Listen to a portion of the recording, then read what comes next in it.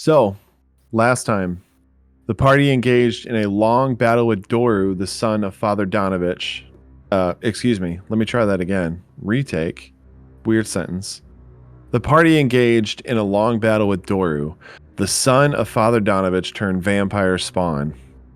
Though the vampire had some tricks up his sleeve, the party overcame his machinations and soundly beat him. In a desperate act, Doru ripped his father Donovich to pieces, but not before Donovich himself drove a stake through his vampire son's heart. The two fell together, and the chapel fell into silence. Collecting themselves, the party headed back to the mansion. On their way, they witnessed an old woman pushing a pastry-filled cart with the icon of a windmill emblazoned on its side. Auron and Mya investigated but found nothing to report. Loading up their provisions onto Ismark's and Irina's covered wagon, the party made their way out of the village of Barovia and found their way to a crossroads. While deciding which direction to take, Mya witnessed herself hanging from a rotten gallows on the side of the road, the image shaking her to her core. Deciding to head toward the seer pool, the wagon arrived at the Vistani camp, where they were ushered to the tent of Madame Eva. The old crone of a woman greeted the party, sharing private information of each of them and offering for them to join her in some conversation. Unsure of what to expect next, the party braced themselves and entered her tent. And that is where we are picking it up this time. Just as a reminder, as you walked into... Oh, that's the last thing I need to open up. The book. I need the book. Kind of important. I will remind you really quick of what the tent looks like. Magic flames cast a reddish glow over the interior of this tent, revealing a low table covered in a black velvet cloth. Glints of light seem to flash from a crystal ball on the table as a hunched figure peers into its depths. As the crone speaks, her voice crackles like dry weeds. And the last thing that she had said to each of you was, she welcomed each of you using some personal information. She welcomed Aegolor, the Ebonheart, the chosen and forsaken, Luka, the investigator of evil but related to a creature of the night, Mya, the secret holder. She said, "They're safe with me, but all truths come to the light eventually." And Auron, son of Galig, the devil himself is the source of your scars. And she welcomed you into her tent and offered for each of you to have a seat around her table. What do you do?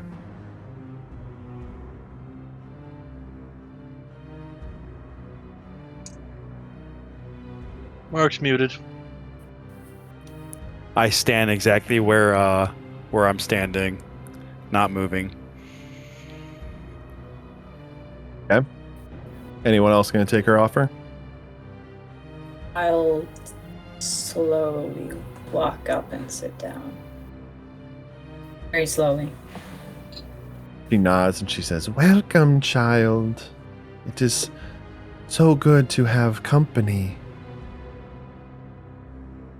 Reluctantly, Aegolor falls to peer pressure and walks up and sits down too. Oh, I was gonna stand with you. Ah, shit. I redact that statement. You said it. No, I do. Your I butt's do, yeah. sinking into the cushion. My butt's in the cushion now. She looks to the two of I'd you. like to stay standing. Okay. And Auron, I assume you're going to stay standing. Here I stand.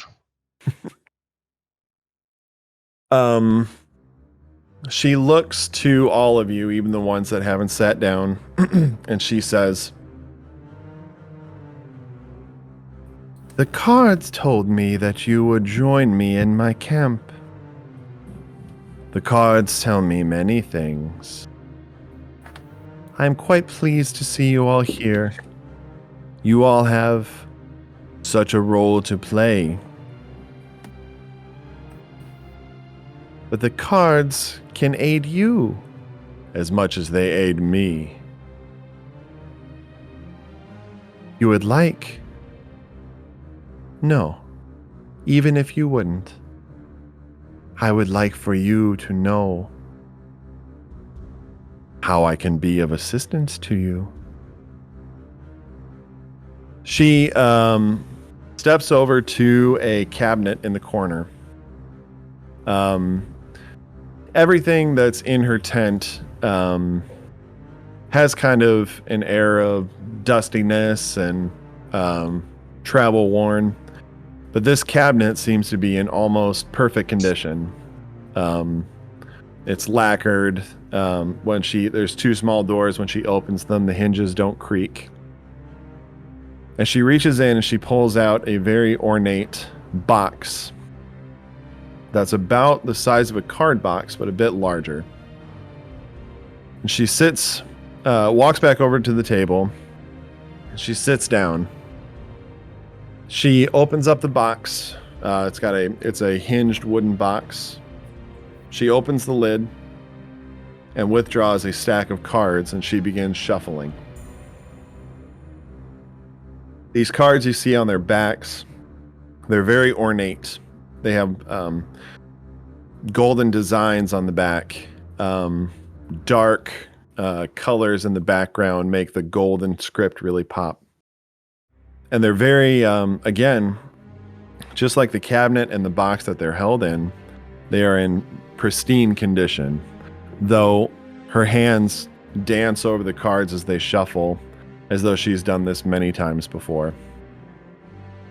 And she says, oh, sorry, go ahead. Are they the cards that's on the cover here? Yeah, they sure are. Except those are all the fronts. I don't see the backs. The backs are cool too. There's some at his feet that have the back, I think, right? Yep, they sure do. She says, these very same cards told me of your impending arrival. And now they will give you the tools that you need. Can I interrupt her? Sure. Didn't you invite Luka and I? She says, she smiles broadly and looks up at you and says, indeed I did. The cards told me that you had a part to play. Interested. As she shuffles the cards, she says, I wish to aid you in freeing this land from the control of Strahd. The land suffers, and so do all the people within. I don't feel like that's how this relationship has gone so far. I feel like we've been pulled here, manipulated against our will to help you.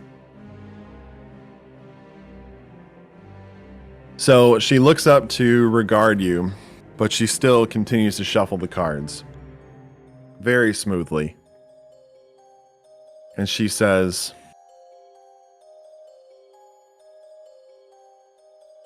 I believe in the time that you have been here, you have aided yourselves, protected yourselves from the dangers here, as many others who live here have done for years. But yes,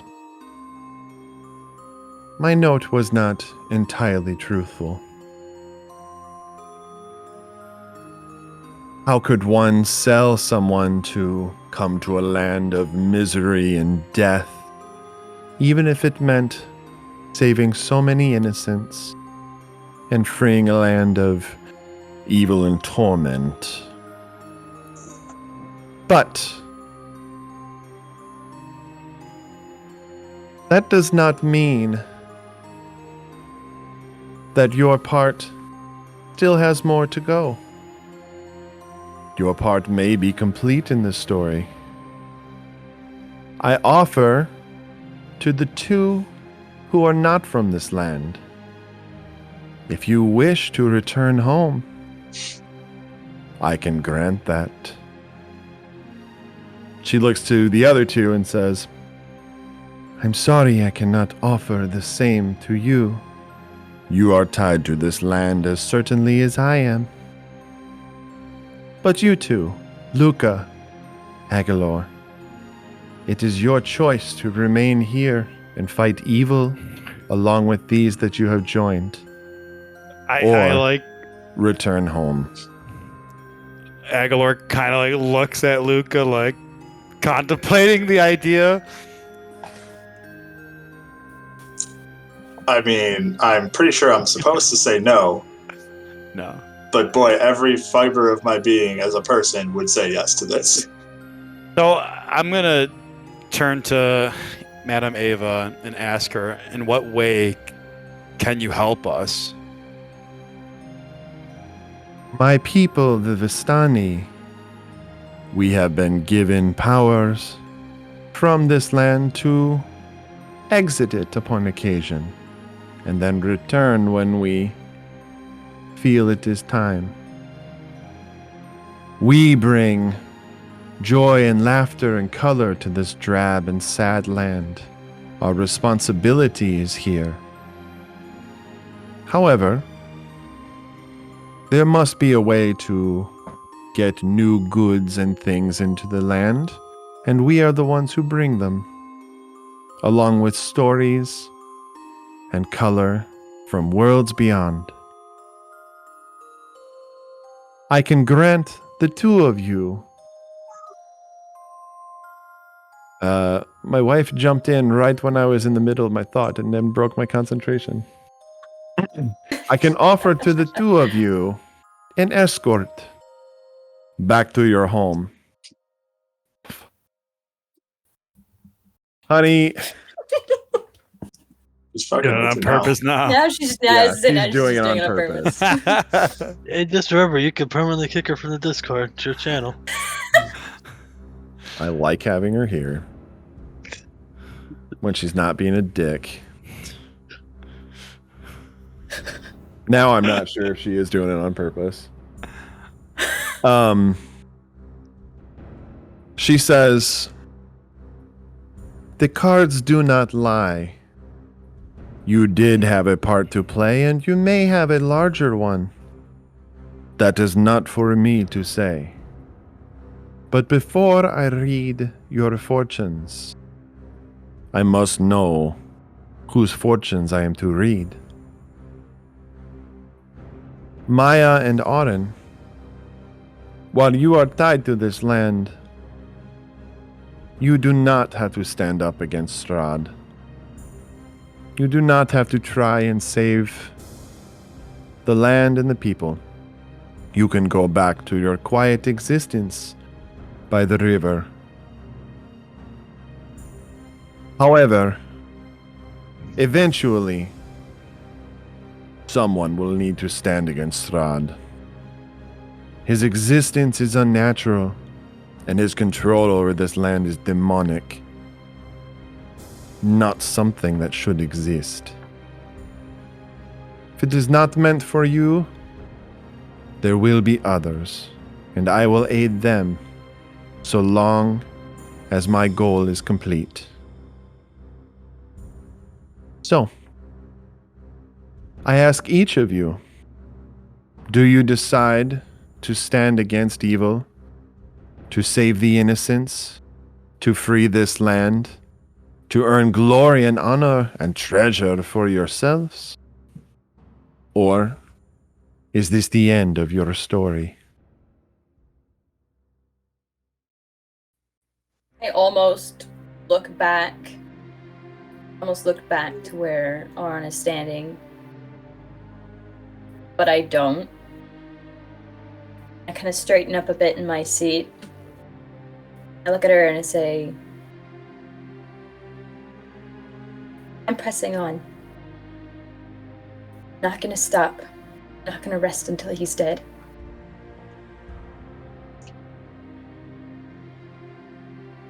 Good. Welcome. I don't care about the people. I don't care about the treasure. I don't care about the honor. I don't care about the glory. I will have that son of a bitch's head. Vengeance shall be yours, Sir Auron.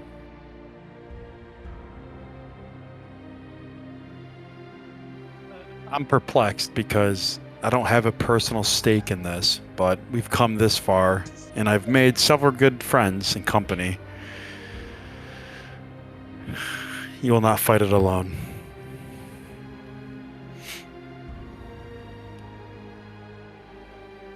Horde gives Aegolor a head nod of respect.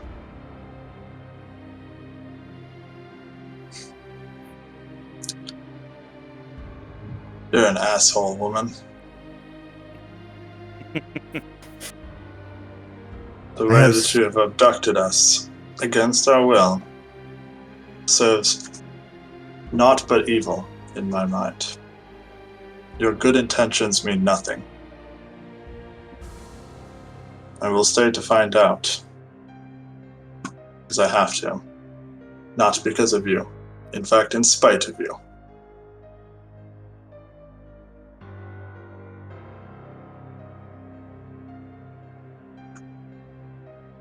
You are welcome, however you wish to stand. But I am glad to know that each of your stories, or each of your parts, will continue to be part of this story. Now, let us discover how we can defeat him together. She sets the cards down. And you guys should hop over to roll 20.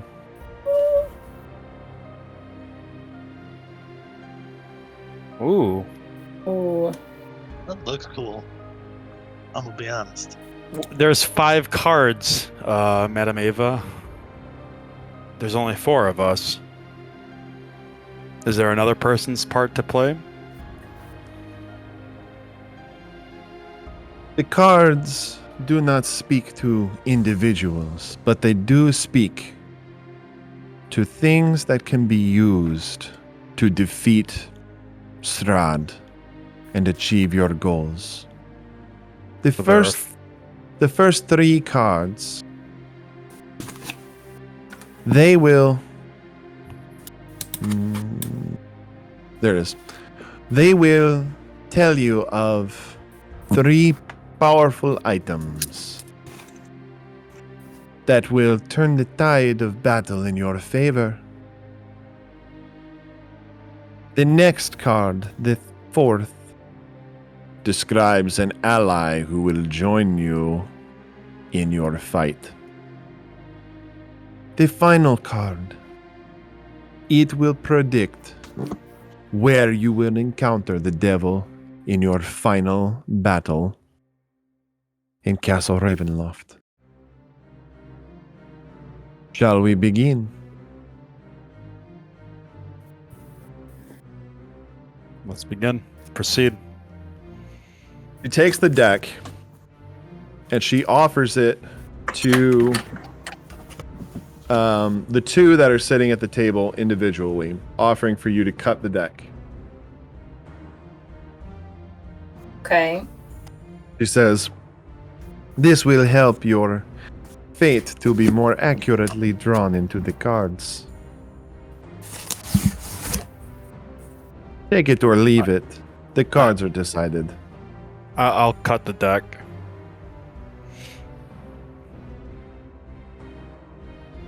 She'll offer it to the other 2 who are standing. Kind of give you a nod. Okay. She takes the deck back. She says, "Let us discover your fate together." She pulls out 1 card and flips it over and lays it in the number 1 position. Ah, the diviner. Look to the one who sees all. The treasure is hidden in her camp. As the words kind of leave her mouth, she seems almost to be in a trance as she's flipping the cards over and giving you their meaning. But then she kind of breaks out of the trance and she looks around her tent and she says, "It seems the treasure is under my very nose. We will see about this. She grabs another card, flips it over. The Abjurer. I see a fallen house guarded by a great stone dragon. Look to the highest peak.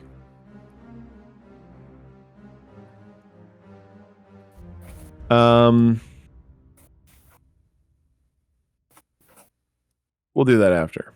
And I'll give you guys I'll copy and paste all of these into the chat so you guys have them. She reaches for another card. She places it in the third position on the right. The Trader, yes. Look to the Wizard of Wines. In wood and sand, the treasure hides. I perk up in my seat.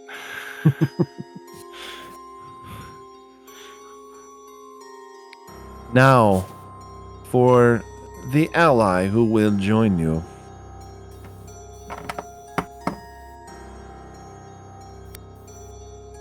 Flips the next card. The Broken One. Your greatest ally will be a wizard.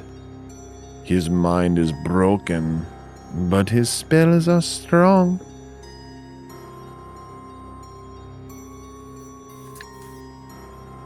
Now for the final card. The location of Strahd in your final encounter. Oh, the Executioner. A foreboding card, to say the least. I see a dark figure on a balcony, looking down upon this tortured land with a twisted smile.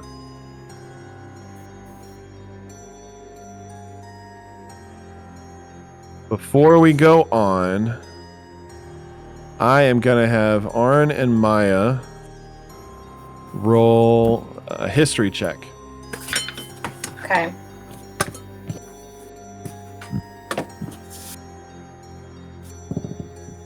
Oh, come on. That was almost a 20. It was a 20 and then it rolled to an 8. And I think I have 0 for history. I put my page for some dumb reason. 18. 18. Nice. I have +0.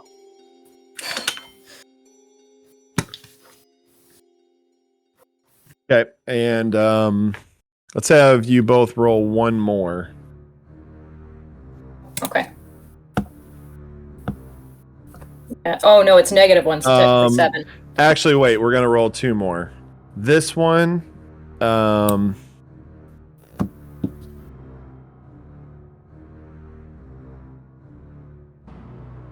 the previous one, Kenny, I would have had you roll at advantage, but you passed with an 18, so you're good there. For this one, don't roll with advantage, just roll it straight. 15. Okay. Adding my -1 to it, 3. Can I get all the bad rolls out now? At least we're not in the fight. Auron's Yeah, at cares. least we're not in the fight. She's still in the trance from the dead body that she saw. Yeah. Can't get it out of her head. Still in my eyes. He was too naive growing up. For this last one, Sure. Auron, roll a history check. Mya, roll a history check with advantage. Me with advantage? Okay. That's good because there was a 1. So we'll see if we can get better than that. Can only go up from here. Yeah, the odds are in your favor. So 6. So 5. Wow. Hello. 17. It's not... Oh my gosh. You're like the polar opposites of each other. You are. Okay, well, yeah, Because Mya, you you are kind of, while she's describing these things, you're kind of taken by the presentation of it. The smells in the tent of burning incense and things like this. And your mind goes back to seeing yourself hanging on the gallows, and it's just about all you can focus on as she's flipping the cards. Auron, who is locked in, completely focused, you heard a fallen house guarded by a great stone dragon. There is a castle that you can remember. You rolled an 18 on your map, and also as something to steer clear from as you kind of grew up, not necessarily in its shadow, but knowing it was around. And this is the castle of Argynvostholt, which is maybe half a day's travel north from the village that you grew up in. The other one, the traitor, the Wizard of Wines. Actually, you know what? We're done with the cards. Let's go back to the map. This will be more helpful. Up. There we go.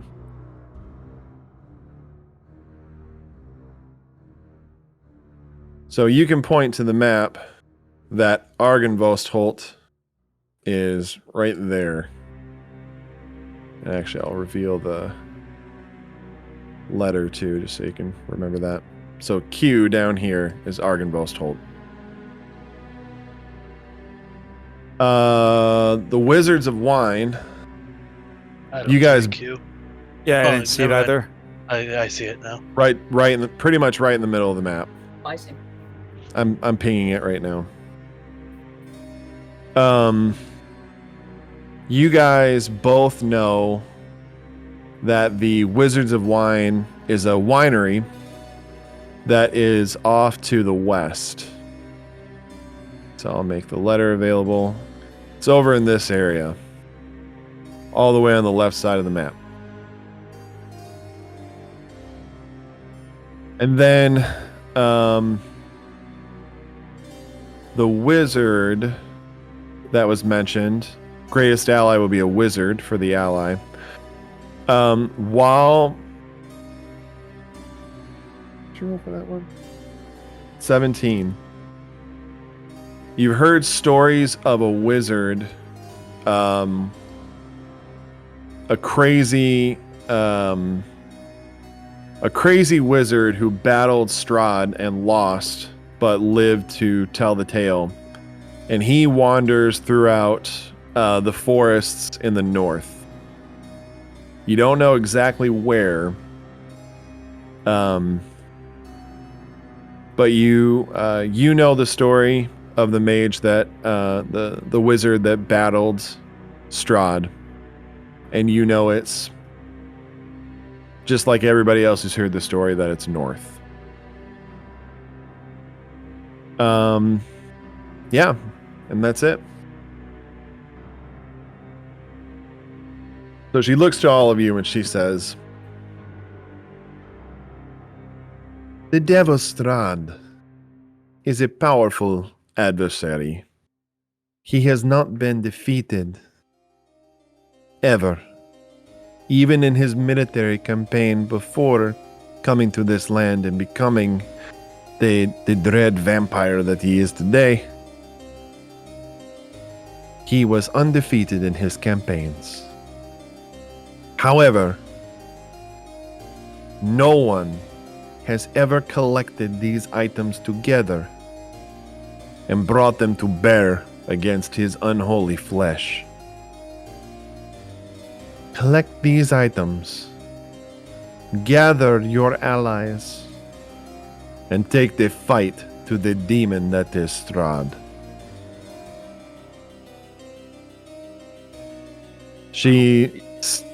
She stands and she walks back over to the same cabinet. If you have any questions or have anything to say, it takes her a minute to walk over there. She is rather crone-like. Do you know how Strahd became a vampire? who he was before? He doesn't respond to you, but you do hear. She opens the cabinet again. She actually brought the cards with her. She put the cards away, and you hear something heavy being pulled out of the cabinet. She pulls out this large, thick book. She says, I had not considered this something that you needed to defeat Strahd, but the cards, they disagree with me. I have been the steward of this book for many years, and now I pass it on to you.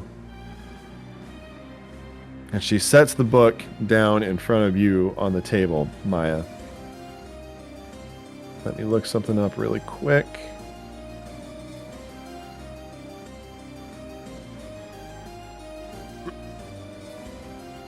See if there's a description for this.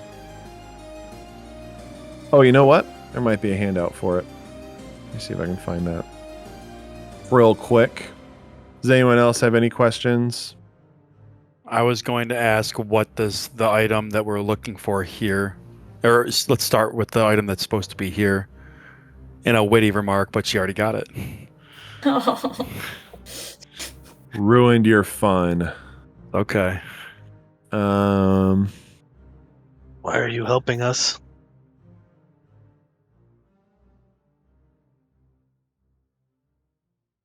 She says,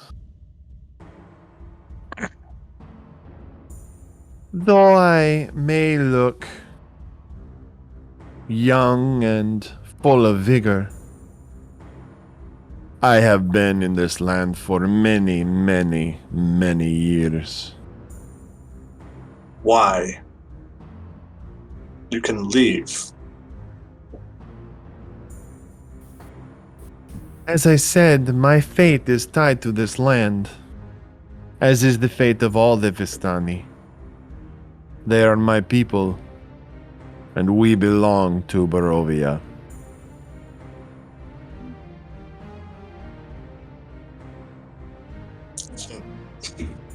If a land floods repeatedly, killing everyone that lives in it, you stop settling it.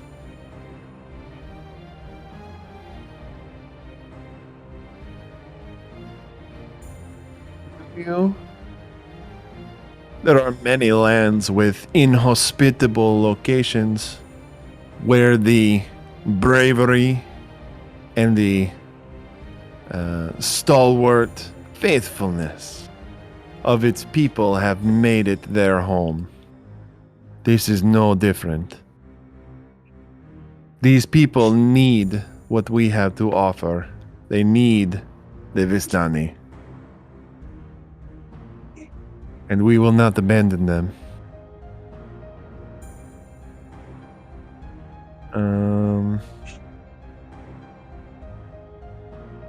Gosh, I'm really trying to find. I know there's a handout for it to show you guys, but I can't find it without revealing information.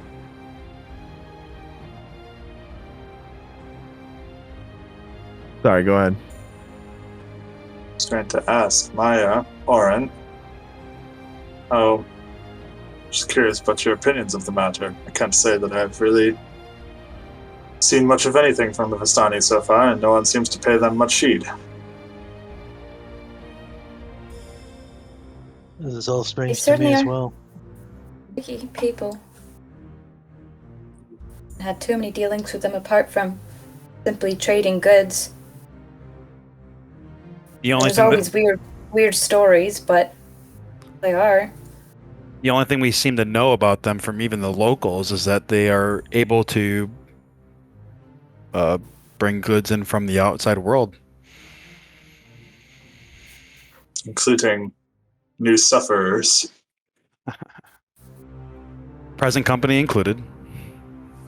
I put a picture of the book in full group chat. She places it down in front of me, and I'll pick it up, look back up at her, then open the book. Okay.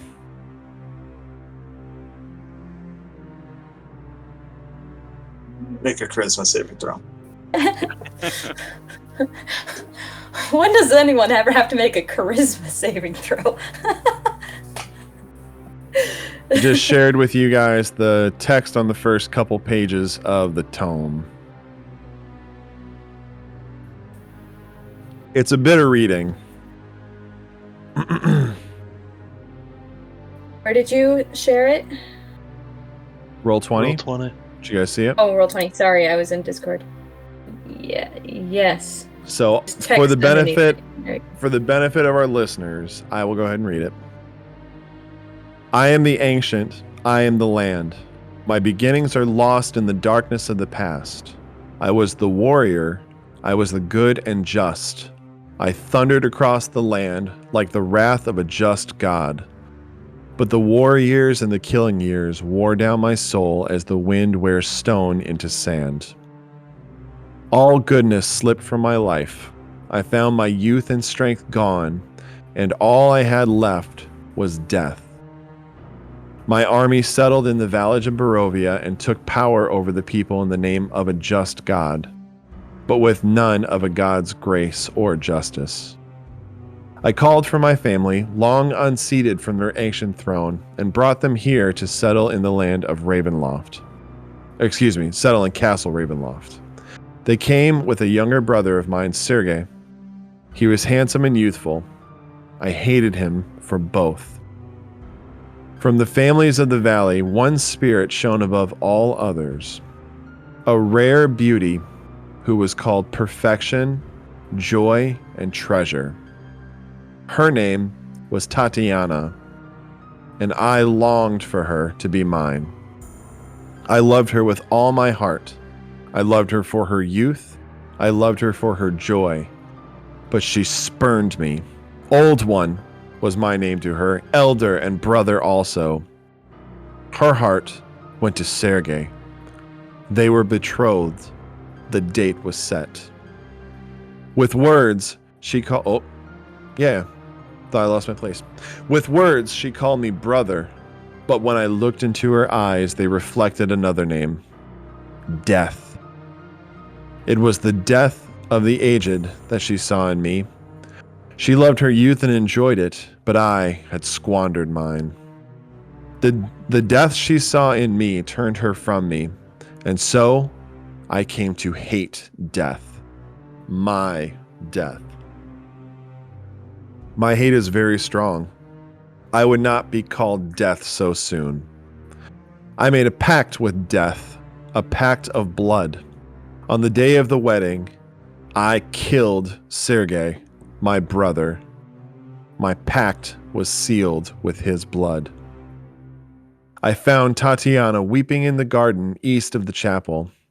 She fled from me. She would not let me explain, and a great anger swelled within me. She had to understand the pact I made for her. I pursued her. Finally, in despair, she flung herself from the walls of Ravenloft, and I watched everything I ever wanted fall from my grasp forever. It was 1,000 feet through the mists. No trace of her was ever found. Not even I know her final fate. Arrows from the castle guards pierced me to the soul, but I did not die, nor did I live. I became undead forever. I have studied much since then. Vampire is my new name. I still lust for life and youth, and I curse the living that took them from me. Even the sun is against me. It is the sun and its light I fear the most, but little else can harm me now. Even a stake through my heart does not kill me, though it holds me from movement. But the sword, that cursed sword that Sergei brought, I must dispose of that awful tool. I fear and hate it as much as the sun. I have often hunted for Tatiana. I have even felt her within my grasp, but she escapes. She taunts me. What will it take to bend her love to me? I now reside far below Ravenloft. I live among the dead and sleep beneath the very stones of this hollow castle of despair. I shall seal shut the walls of the stairs that none may disturb me. Say I read that aloud so that everybody. Maya, your voice is so deep. It's the morning. It's the morning. We've heard this before, guys. I am the legend. I am the land. Ancient. Ancient, I am the land. Or I am the ancient. This excuse me. is Strahd This was a writing this. yes. This was a chant done in the house that we all. Right. Well, technically the basement. Yeah. Figured it referred back to him. Madame Eva is nodding while you guys are saying this, and she says, yes, this is the tome of Strahd. These are his words. Is it like his diary? How did this come to be in your possession? She gives you a wry smile. She says, many people trade many things to know of their future.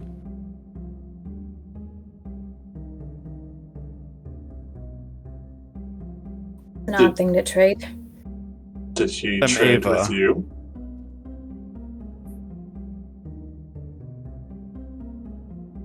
Did you trade with Strahd?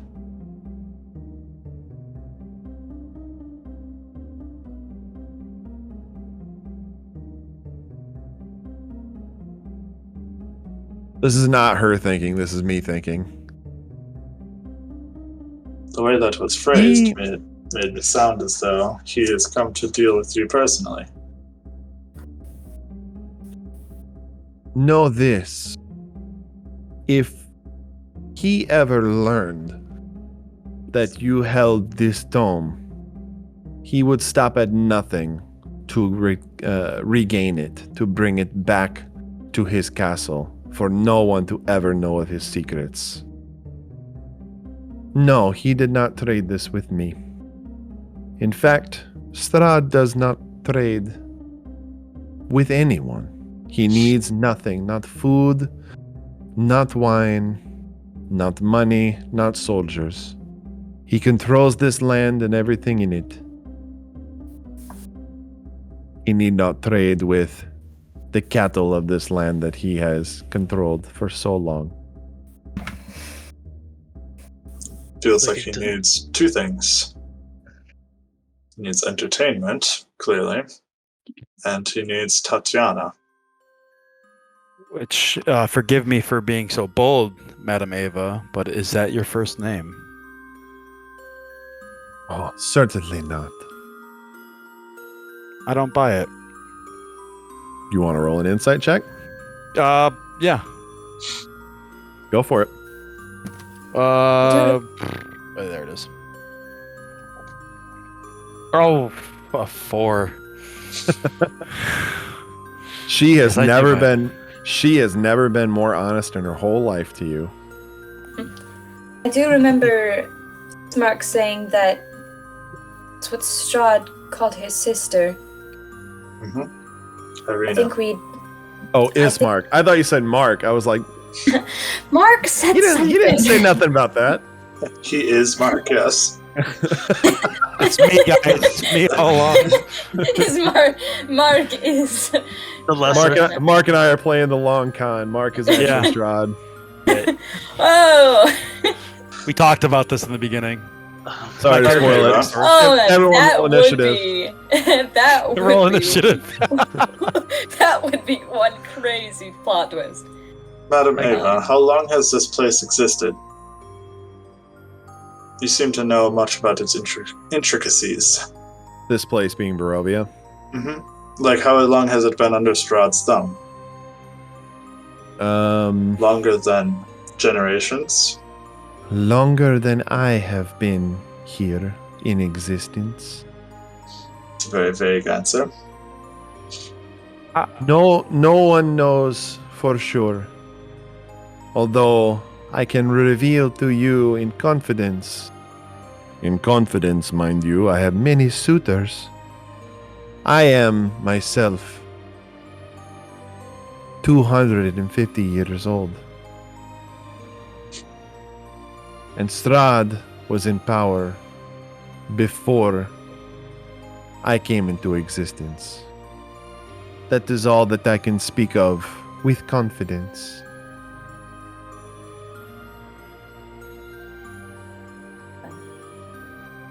Something weird going on here. How did you get a hold of this book, of his journal? How did you know of its existence?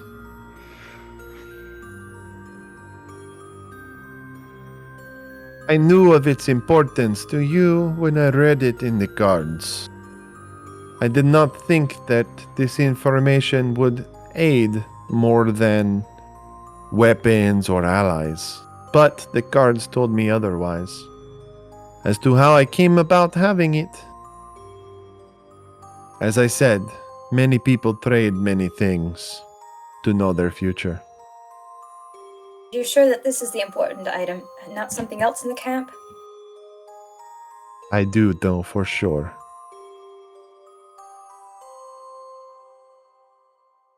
Where's his brother's sword?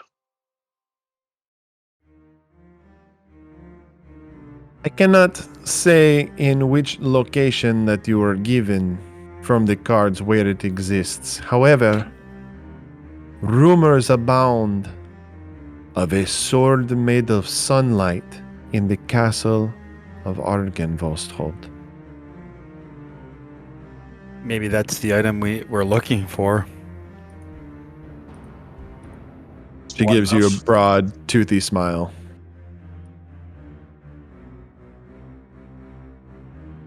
I feel like that suits reasonably well for the second. Artifact, yeah. What is the current state of this castle? Would you say it is fallen?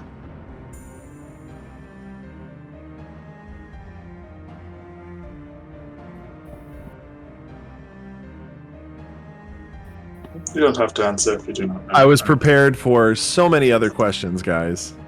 I have to decide on the implications of her sharing knowledge, this much knowledge with you.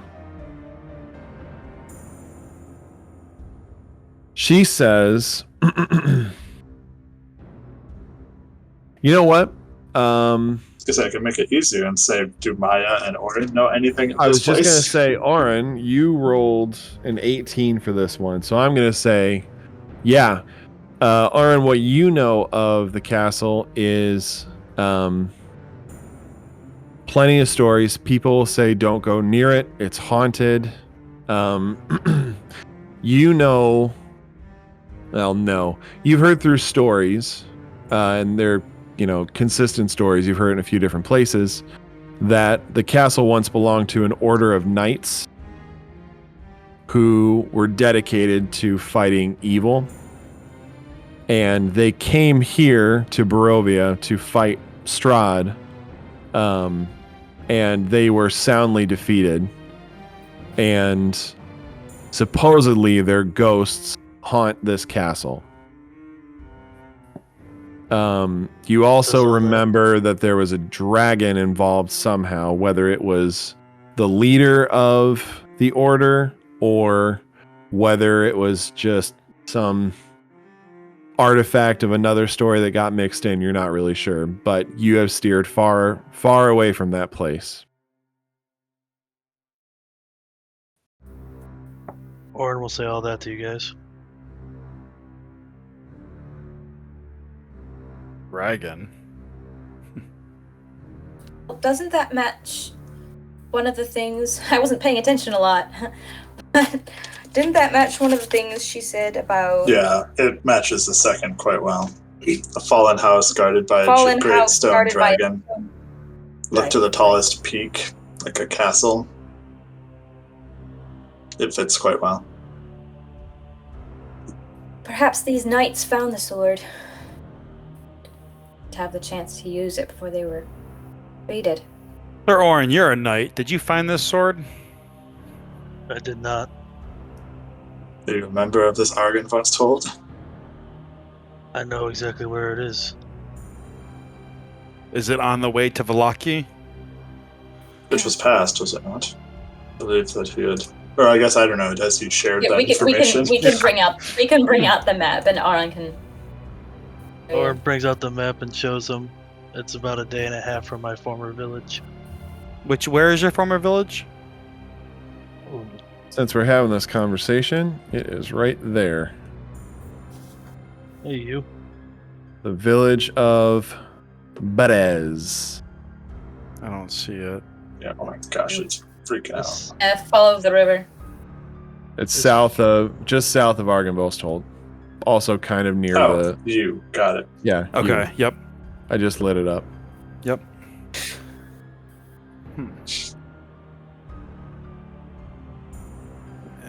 There you go. Does anyone know who the Broken One is? Have you heard of a powerful wizard before? It seems that he's battled Strahd, and I feel like you guys would have that information as well. That was one of the things we were rolling for. Okay. I has no idea. Auron, that's me. I'm an idiot. I've heard stories that he is up north, living in the forest. A crazy man. He fought Strahd and lost. But I've never seen him or met him. I just know of the old wives' tales. Was he crazy before or after he fought Strahd? Does Auron know that? No.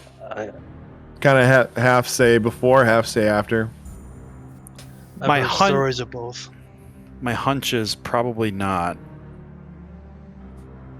I think he went crazy after his fight. Well, it matters if we lose. Let me have everybody roll an intelligence check. Intelligence. Oh, thank God, it's plus 0. Intelligence check. Oh. Yeah, thank goodness. An Negative 18. 1. Let's go. Nice. I also rolled an 18. Look at us. Nice. 7. 11.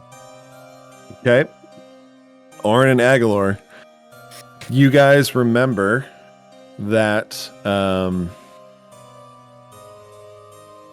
Donovich mentioned that Doru went to Castle Ravenloft with a powerful wizard, and Doru returned as a vampire spawn, and the rest were defeated.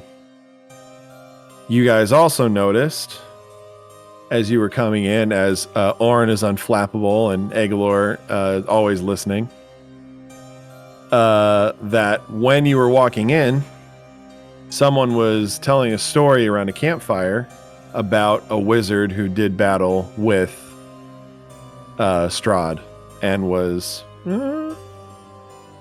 don't remember where I got to in the story. You knew that there was a wizard in the story that fought Strahd.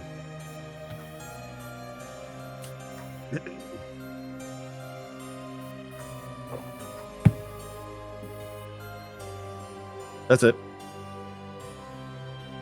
Madame Eva looks to all of you and she says, "Well, thank you for joining me. It is good to have company of people who have hope and are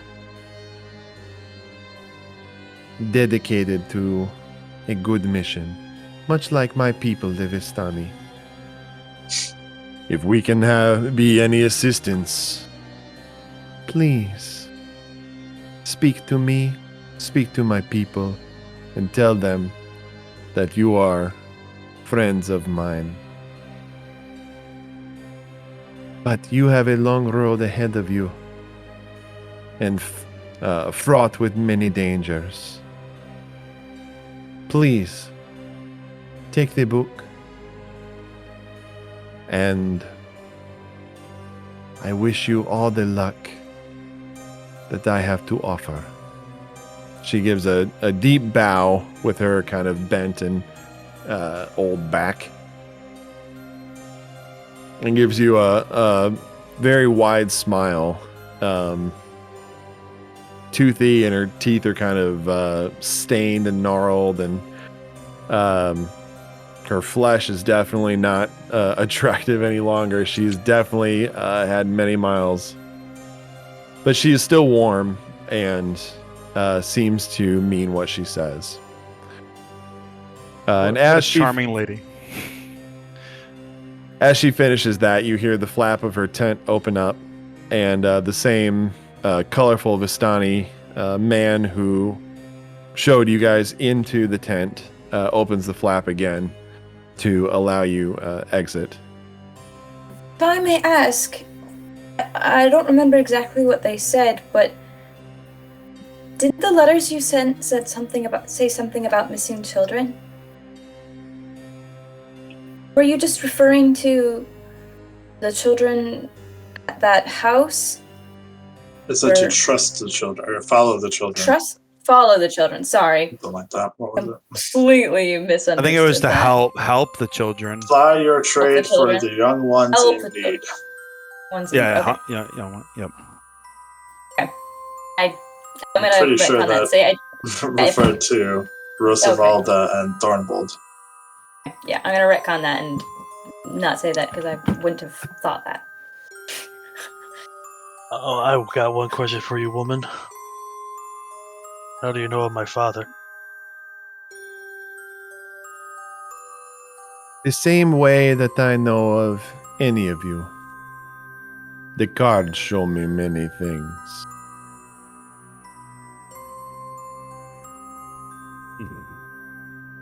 Though what they showed me was a man of bravery. Bravery. And honor. And strength. And I believe that the apple has not fallen far from the tree.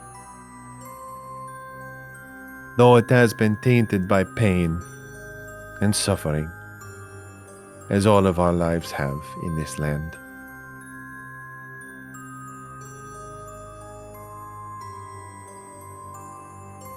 Any other questions before Madame Eva shows you out?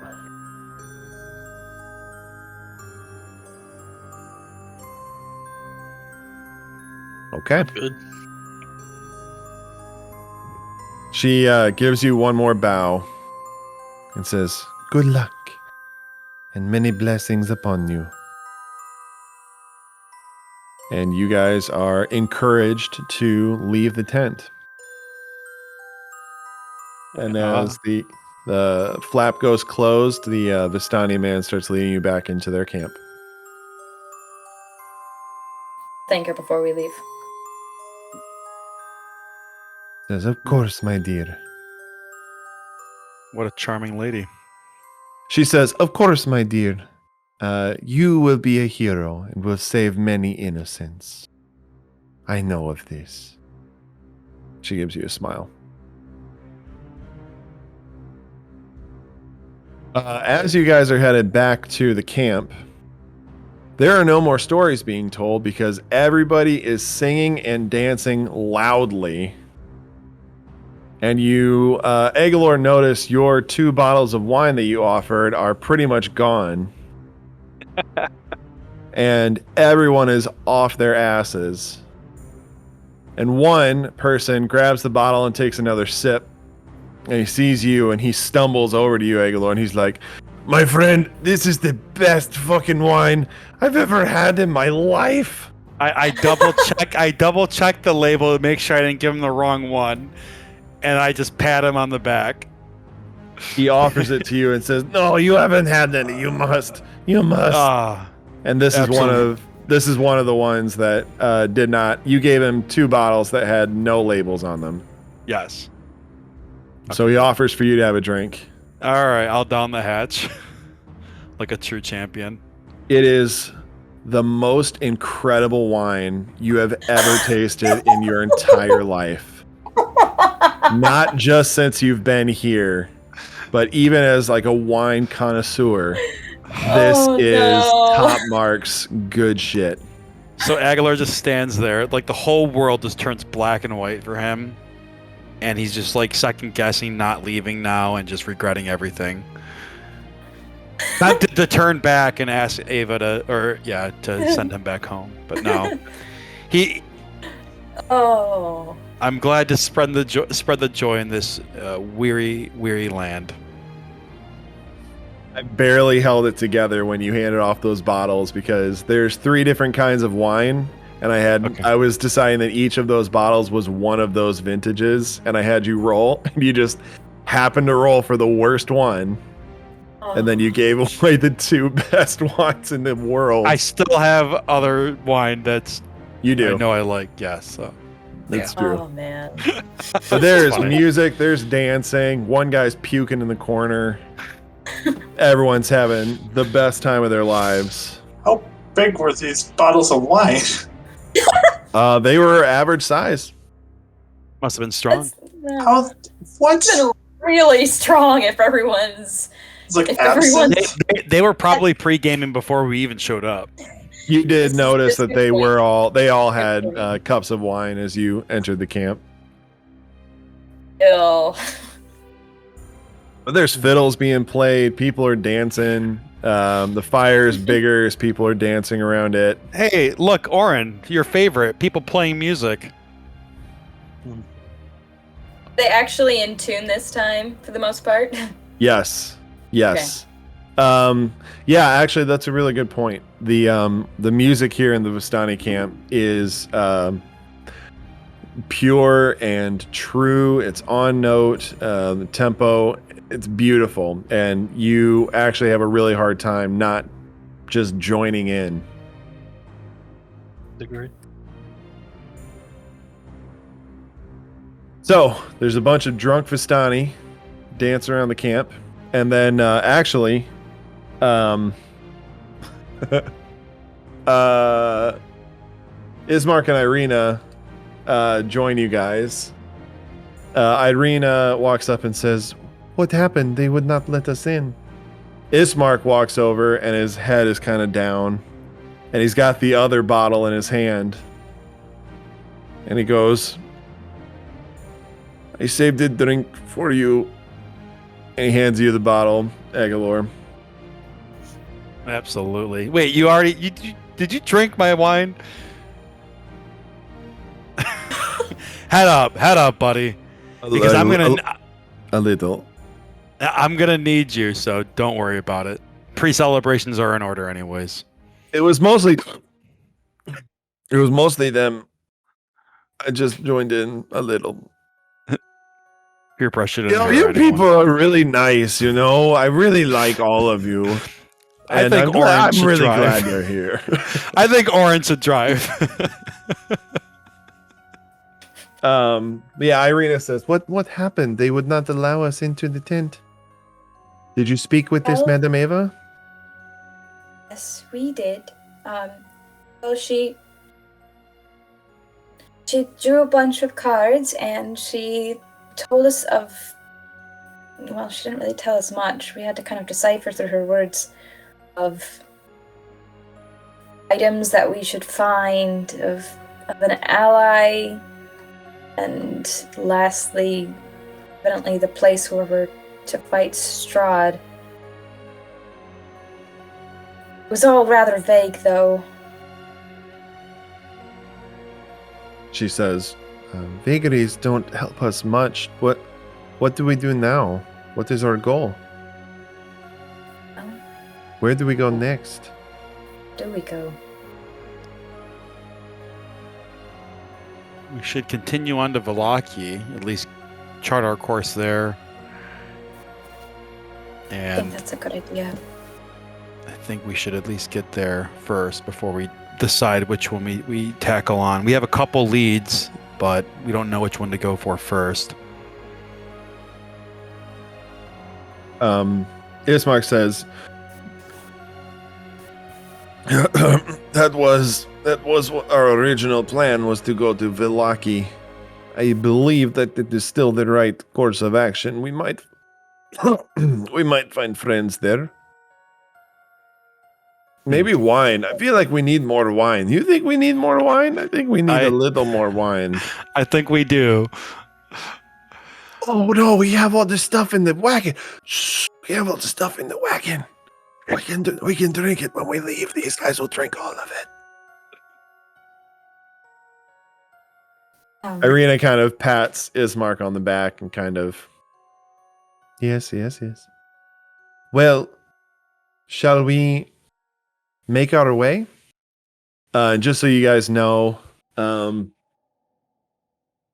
sun is starting to go down. You probably have another hour and a half of sunlight before it's time for you to make camp. Do we know how long it would take to get to our old encampment? About that long. Okay. We should press on then. Our encampment's just up the river. Good idea to maybe get there and stay there the night. Ismark says, mm-hmm. And Irina says, that makes sense. I'll take the lead here, drunk boy. He's talking to you, Aegolor. He's not talking to me. I'm sober. Totally. I gotta catch up. Well, unless you guys have any other business here, you can feel free to load up into the covered wagon and start heading out. Is there anything you guys would like to do while you're still here? Are there any goods to trade for that would help us in a journey here? Oh. Yeah, they all have essentially what you would find in any store. They have standard equipment, adventuring equipment, camp equipment, stuff like this. I don't think I have anything else to sell, at least. Am I correct in understanding the Vistani are kind of storytellers and story keepers? Is Luka asking that or Justin? Sure. Mya. Am I correct in understanding that the Vistani are something of storytellers? Well, yes, they collect stories, if I remember correctly. So Love to tell them.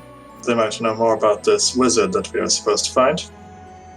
They were talking about. I can I interject? Absolutely. They were talking about a wizard in a battle with Strahd as we approached, but they were cut short from our arrival. Might be worth our time to listen, if it is going to be important to us. Unfortunately, it looks like I impaired all of their best judgments. Don't you know they tell their best stories when they're drunk? That's how it goes, right? That's right. Ismark does light up and says, "Yeah, best stories are told from drunk people. I'm sure they would agree to tell you any story." Well, then, Ismark, you need to tell us a story then. There are about 15 people there. All right, roll initiative. You drank my wine, I will kill all of you. 2 bottles of wine get 15 people just trashed off their asses, apparently. Yeah. This is the best wine in the world that he gave up for free. It's like a shot to be completely inebriated. I think it's still worth our time in order to do our best to get more information. Anything that can help us locate him. Might not be a bad idea. Some more information, at least. I've been working with Luka for a while. He usually has the good insights, and he's a good man to follow. He does seem pretty smart. What does that mean about me? You seem quite. You seem very smart as well. I think she means exactly what she thought.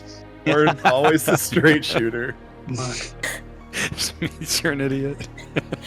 Just to the point. So do you want to grab a Vistani and ask him to tell the story? I'll point out the guy that I remember telling the story when we arrived. I was going to say the guy that was speaking to us initially, who was kind of felt like I don't want to quite call him the leader, but the captain. Yeah. Lieutenant of the group. Yeah, sure. Well, he was guarding the tent flap too. So was he? I don't think he was partaking. 2 different guys. Okay. Or we'll walk over to the cart, grab a bottle of wine, and give it to the guy to trade for the story for the wizard. Hey, that's not your wine. I think that's our last bottle. All right. Oh no, it's not your last bottle. Oh, okay. I thought he brought No, I got 4, 7. and one of them was got, nasty, and he gave them 2. I got so I 7. There was one left. You 7. Oh, okay. Yeah. No. You got only 3 were no labeled. Yes. You got 7 labeled, 3 non-labeled. You had 10 so I got 10. Okay, I got you. You guys So cracked we got into one. You guys cracked into one on the road. So now you're down to 6 bottles of wine. Yeah. Yes. Yeah. So you grab that bottle of wine, unless Aegolor stops you, and you hand it to the Vistani. And goes, "Oh shit! You got more wine? Yeah. All right. Of course. Yeah. The best stories are told from drunk people. It's perfect." So he kind of looks around the fire and he's like, "Hey, everyone, shut the fuck up! I'm gonna tell a story." And they all kind of, "Yeah, story time, man." Is this Barovian version of drunk history? Yeah, pretty much. Everyone does quiet down. Even drunk Vistani love a good story. He says, "I'm going to tell you all a story about a mighty wizard that came to this land over a year ago." And they're all like, "You just told this story. We just heard it." And a few of them kind of go off and dance or tell a different story. But he continues on. It seems like this guy really likes this story. And he goes, "I remember him like it was yesterday. He stood exactly where you're standing. Wait. You're standing there. Yeah, that's it. A very charismatic man he was. He thought he could rally the people of Barovia against the devil Strahd. He stirred them with thoughts of revolt and bore them to the castle en masse. When the vampire appeared, the wizard's peasant army fled in terror. A few stood their ground and were never seen again. The wizard and the vampire cast spells at each other. Their battle flew from the courtyards of Ravenloft to a precipice overlooking the falls. I saw the battle with my own eyes. Thunder shook the mountainside and great rocks tumbled down upon the wizard, yet his magic survived. He survived with his magic. Lightning from the heavens struck the wizard, and again he stood his ground. But when the devil Strahd fell upon him, the wizard's magic couldn't save him. I saw him thrown 1,000 feet to his death. I climbed down to the river to search for the wizard's body. Thought he might have some good shit on him. To see if he had to see if he had anything of value. But the river had spirited him away. Though many say that he continues his magic in the woods to the north. But no one knows for sure. He takes a bow, and everyone, yeah, good. Love that story. Yeah. Politely clap. I'll drop that in the chat too. So I think that answers my question earlier, whether or not he was mad before or after Strahd. It seems like the guy had all of his marbles intact beforehand. Well, apart from leading an angry mob to the castle. That seems ridiculous. Is there anything else more that you could tell us about him? Do you have a name or anything? Those of us that know of this story, we know him as the Mad Mage. He's a mage and he's mad. So that's his name. So that last name, the river Ivlis? Mm-hmm. Where would that be?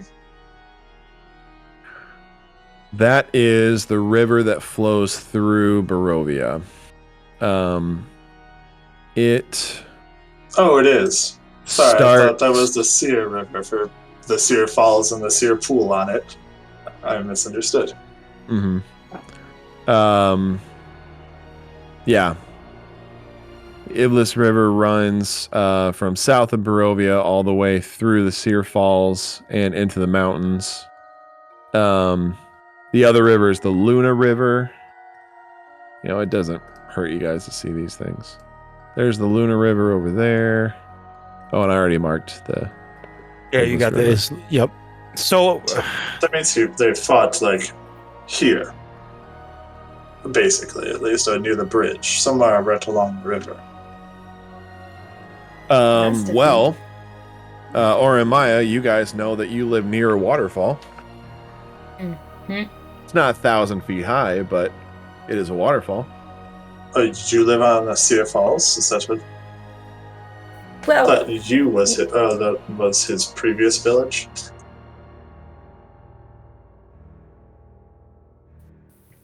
we live near it, yes. Should probably get going soon if we want to get there before it gets too dark. agreed. At least we know where to look for this mad mage. So he'll be an ally to us, like the card said. If he's north, that means he's got to be near Vallaki. Perhaps he's the one we can go to first. Well, Vallaki is west of Ravenloft, not north. Northwest.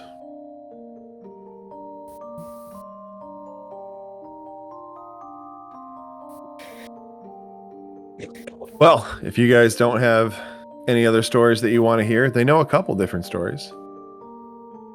Don't ask them for more stories. I'd have to Google something. Well, I was- I thought you were plenty more genuinely wine. like giving us a ply of like, hey, there's more Oh. information here, and I'm I know that's how it sounded, but I wanted to clarify. That's not what I was trying to say. You Or asked, grabs but the they're wine drunk and off their starts- asses. yeah. I got more wine if anyone's got more stories. I swear to God, I'll roll initiative on you. The way you're rolling, you'll fucking die before you even hit me. We leave the camp and they're all just flat on the ground, drunk, unconscious. Just drowning Aegolor in the pool behind us. Yeah, Aegolor versus Auron. I wonder how that would go. we only have 5 bottles of wine remaining, all labeled though, of the Dragonfire or what it's called. It is called Red Dragon Crush. That's it. All right. So let's take us to your lovely abode, you two. One can lead the way. Oh, Here's trust Mark me, he's gonna drive. Ismark says, I'll drive. I got it. I don't know what I'm doing. Irena's like, I think you should probably lay down, brother. I grab Ismark by the back, lift him up, and throw him in the back of the thing, and I jump up front. He goes, oh, you're strong. I actually get into the back this time around, even though part of me thinks that I should sit in the front. I'm just gonna sit in the back. Aegolor, he is drunk, so make sure you ask consent. Well, so we know why Ismark is the lesser. Ooh. He's the bottom, clearly. To be fair, Aegolor has a ton of bottom gosh. energy as well.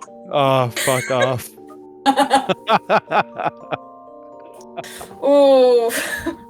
The worst insult you could have given him. Yeah.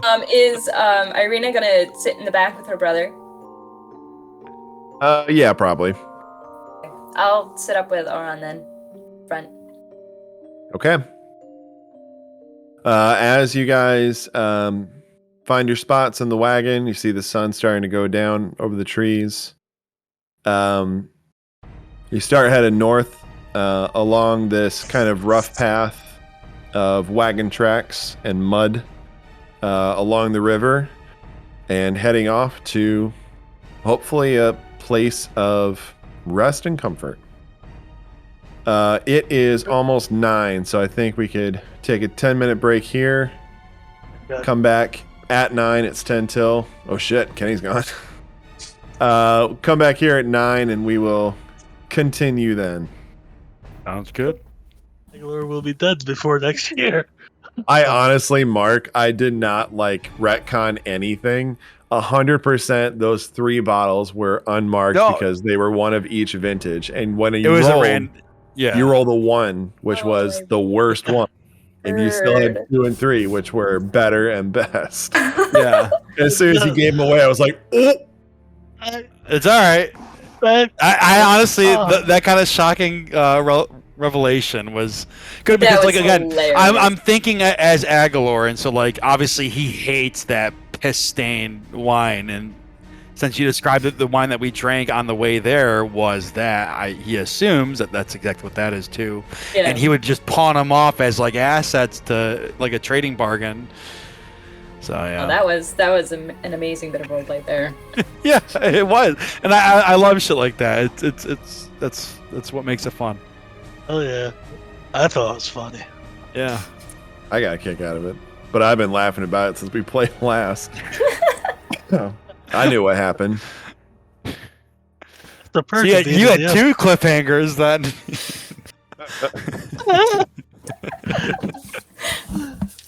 I've got a little document down here of the events that I could see happening tonight. I had conversation / card reading from Madame Eva, and then drunk Vistani from Great Wine. Because I didn't want to forget it. Oh man, that's great. All right, everyone ready to jump back in? I still really feel like it was 2 bottles of wine for 15 people. That was really I don't crazy. get it. It's supposed to be some literally magic wine. What I can say is when I have a really good whiskey, I would like to have a few beers to follow it up. Personally. That's accurate. I can agree with that. Sure, I guess. What I mean is that a bottle of wine's 4 glasses? So you got 8 glasses among 15 people. If you have full a half glass of wine. But if it's something that everyone is tasting and having a little bit of and passing it around, and then having a chaser of shitty wine to just have a good time. Yeah, I think they were pre-gaming beforehand, and then they were also. I'm assuming the wine just upped their spirits to. It's like having liquor after a beer. Is you don't know how buzzed you really are, and then it just hits you even more. Or shotgunning, funneling 2 4 locos between 15 minutes of each other. Holy shit, that's a good way to die, dude. No, the old 4 locos. The dangerous one. The pre-nerf, yes, the pre-nerf 4 locos. Oh, my buddy, you will wake up naked on a toilet full of puke. He literally puked all over my bathroom, and there was pineapple chunks everywhere. And then I walk into the bathroom to see him. I'm like, Billy, are you okay? He's in the philosopher pose, butt naked in my bathroom, just like this. And I'm like, you okay there, buddy?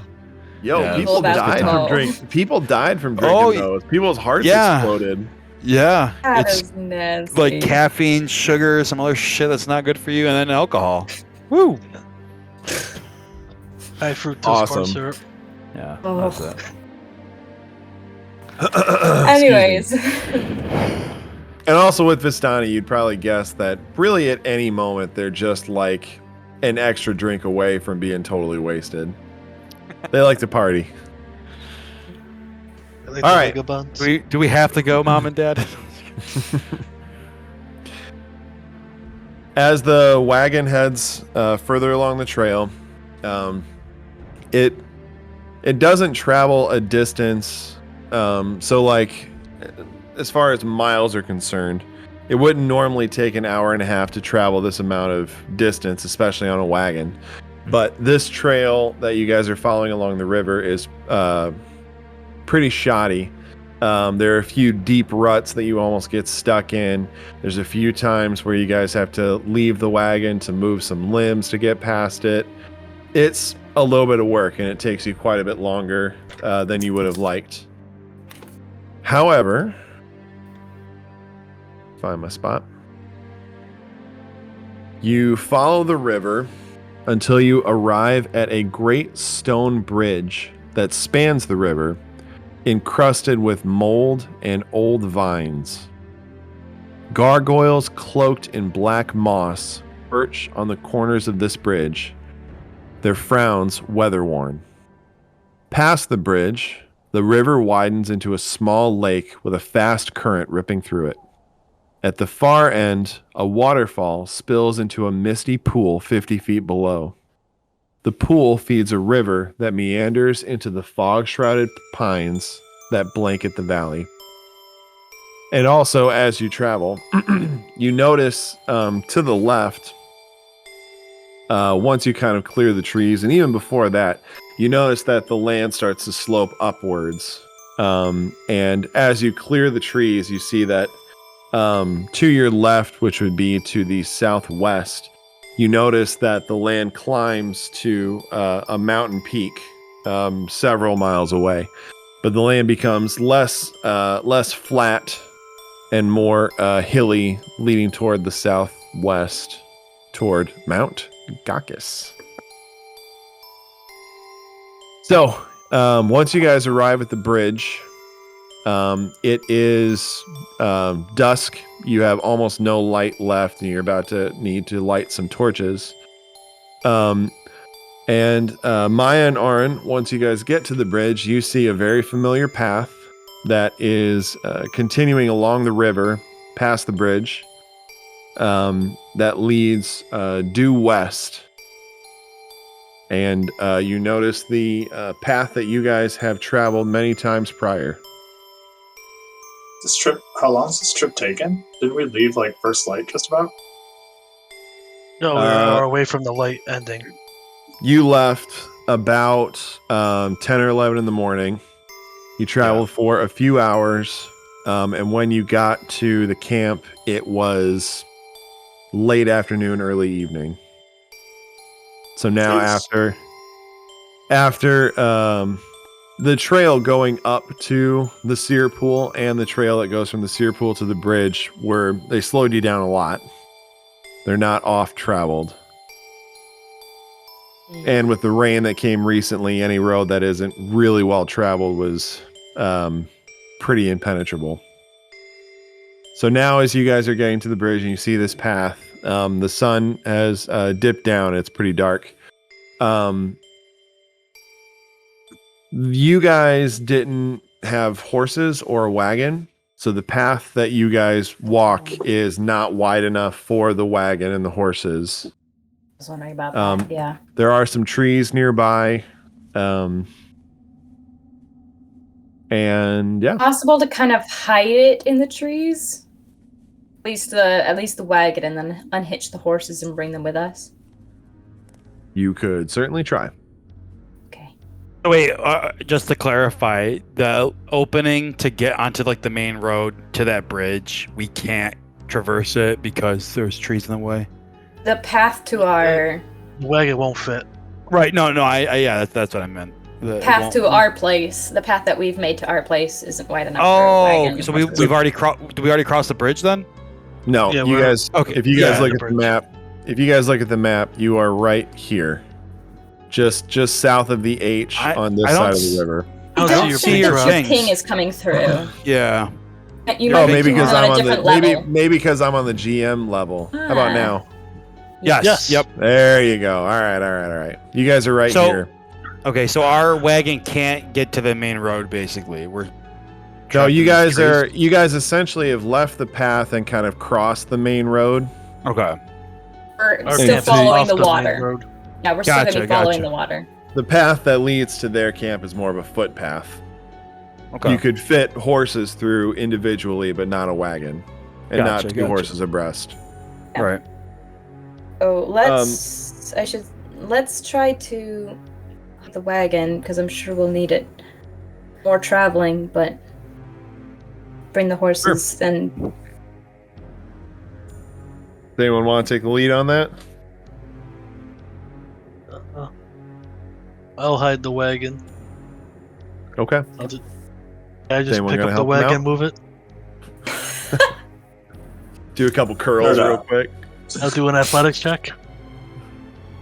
Sure, I can help him try to put it away. Okay. Auron,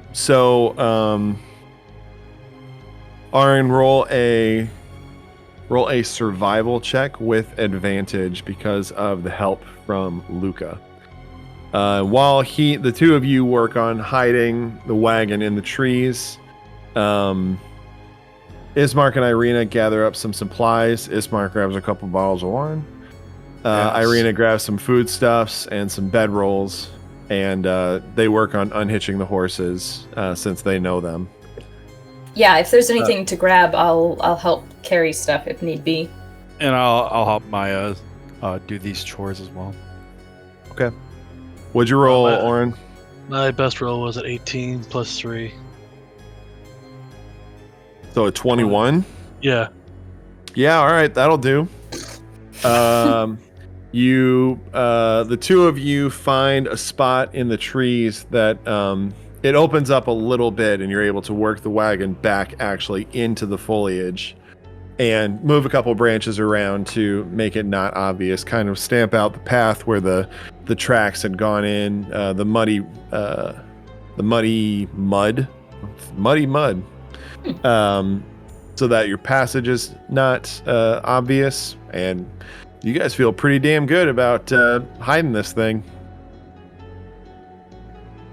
So, I assume Auron and Mya leading the way, with Ismark and Irina pulling the horses, taking up the rear. You guys head along this path. You travel along the river for maybe 10 minutes, 15 minutes. You'll have to get torches out so that you guys can see where you're going. One of you should have had a bullseye lantern as well. It was one of the items. Yeah, have that. I have night vision or dark vision, whatever it's called. I have the lantern You around my as neck. well. Perfect. As you guys travel along, you hear the sounds of the waterfall grow more intense. And for those of you that haven't been here before, you kind of start to think, man, how do you live like this? So loud. When the footpath takes a dip south and you travel for maybe a quarter mile, when you arrive at what appears to be a homestead of some kind. Auron, do you want to explain kind of what they see when they arrive at the Auron and Mya homestead? Yes, sure. There is a cabin that you could tell has been through some weathering. However, the roof looks pretty fresh, and there's these big wooden fences that I could reach the top of, but nobody else can. And at the big wooden doors to the left, you'll see a zombie corpse with no legs, still alive, perched inside the pole. Yeah, so you guys, you see this, which is actually almost exactly how I was going to describe it. A building that's seen better days, but the roof is in really good shape. You see a walking path in front of the house, and a 10 by 10-ish shed near the house as well.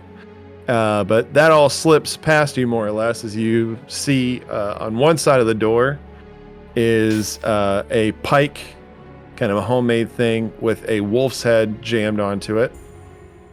And on the other side, impaled with the pike going through the torso and coming out the back, is a zombie that, as you approach, kind of lifts its head and looks at you and kind of reaches out a little bit.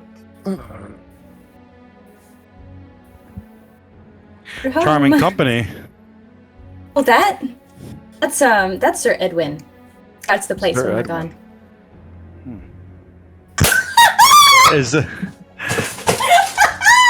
Success! I killed the DM! I haven't heard the name yet. Same. Oh, that was an amazing reaction. I thought you were gonna call him Steve or something. I almost did, okay. I'll give you that. This My oh god. sword's about halfway out of its sheath, and I say, "Tell me his story, or he's dead." Well, he keeps others away. He's an abomination. I agree. Hold on. What? Can we drive back? I froze here, so I didn't hear Justin's thing. I said, "Tell me his story before he's dead." And then I said, "He's an abomination." He's frozen I again. think he isn't he? froze again. Yep. No! Unless he can hold that pose for a really long time. It's a really impressive hold. It really is. That's skill. Kenny, we can't hear you if you can hear us. And you got some splaining to do. Cool. So I'm just gonna say, is this where knights come to die? And why is he named Sir? It's just the name I gave him. Ah, I didn't know you guys. I didn't know you guys could make jokes. I'm so proud. It has nothing to do with Sir Auron. Oh, no, not at all.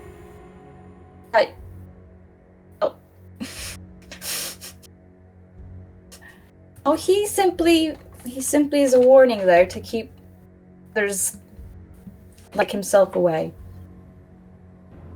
Like our peace and quiet.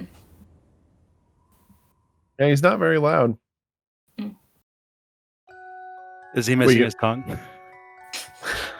You want to go look? I have conversations with him every now and then, but he's not much of a attacker. How was your day? Look at Luka, and I'm like, this explains a lot. I feel like there's Take care of the plates for us while we're gone. I feel like there is a heavy double standard going on here.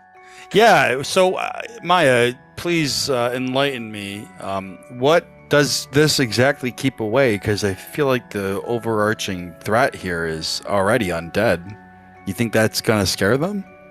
So I think that Auron would have a lot of strong words to throw into this conversation in particular. Yeah.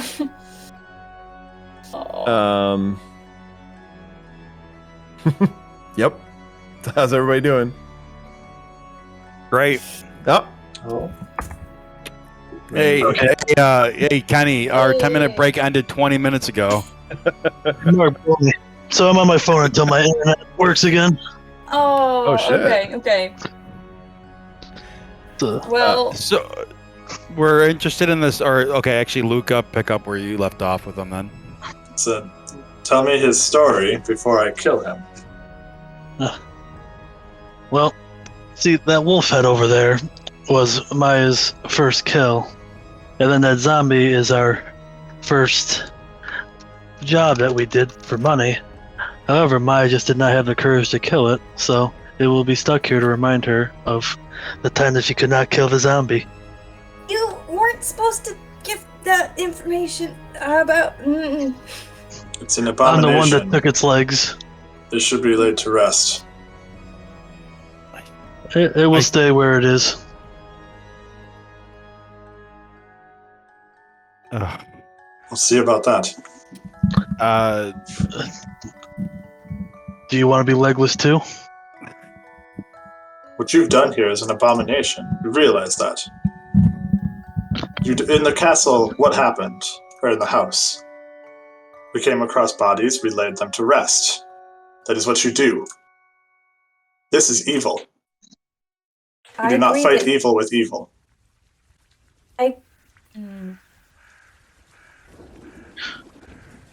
Well, You have a double standard when it serves you. I do not like this. well, I agree that your sister was evil, but you didn't do anything when she came in. You let her Have a leave. chance. You think I would not have killed her? Would you have? If it came down to it, she's dead. I see no way to save her now. As far as I'm concerned, she is a servant of the devil. If that is how you feel, you have my permission to take the zombie away. Let Maya do it. Go ahead, girl. Finish your job. You're not making it easy to stay in character, Rob.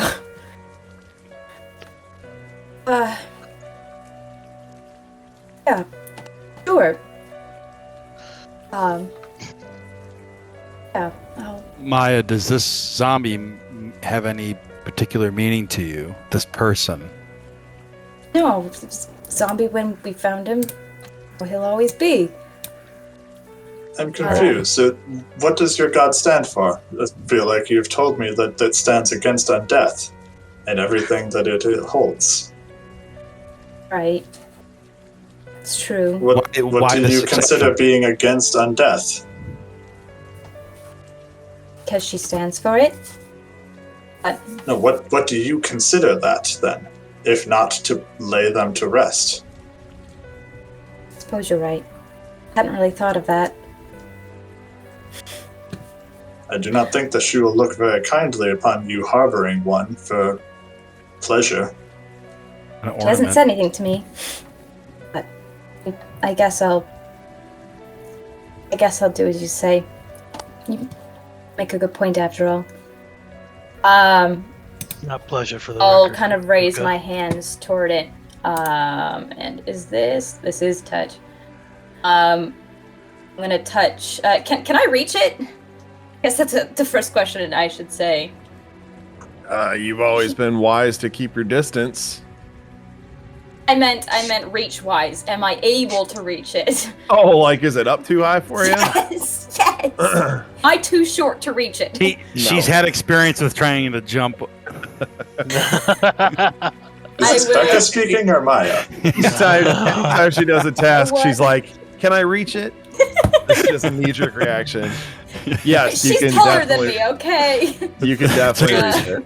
It's a good question. Reach up and touch its torso. Sounds weird to say.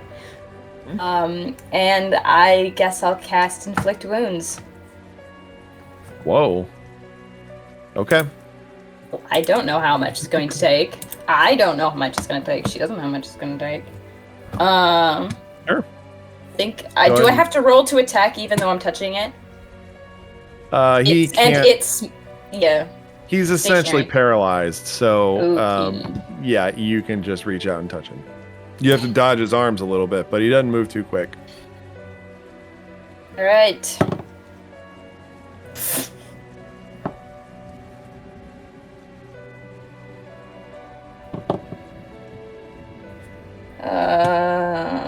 Let me see if I add anything to that.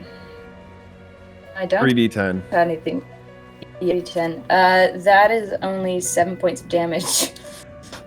Okay. Terrible roll. He's not Terrible. exactly brimming with hit points. Okay. Maya, seeming to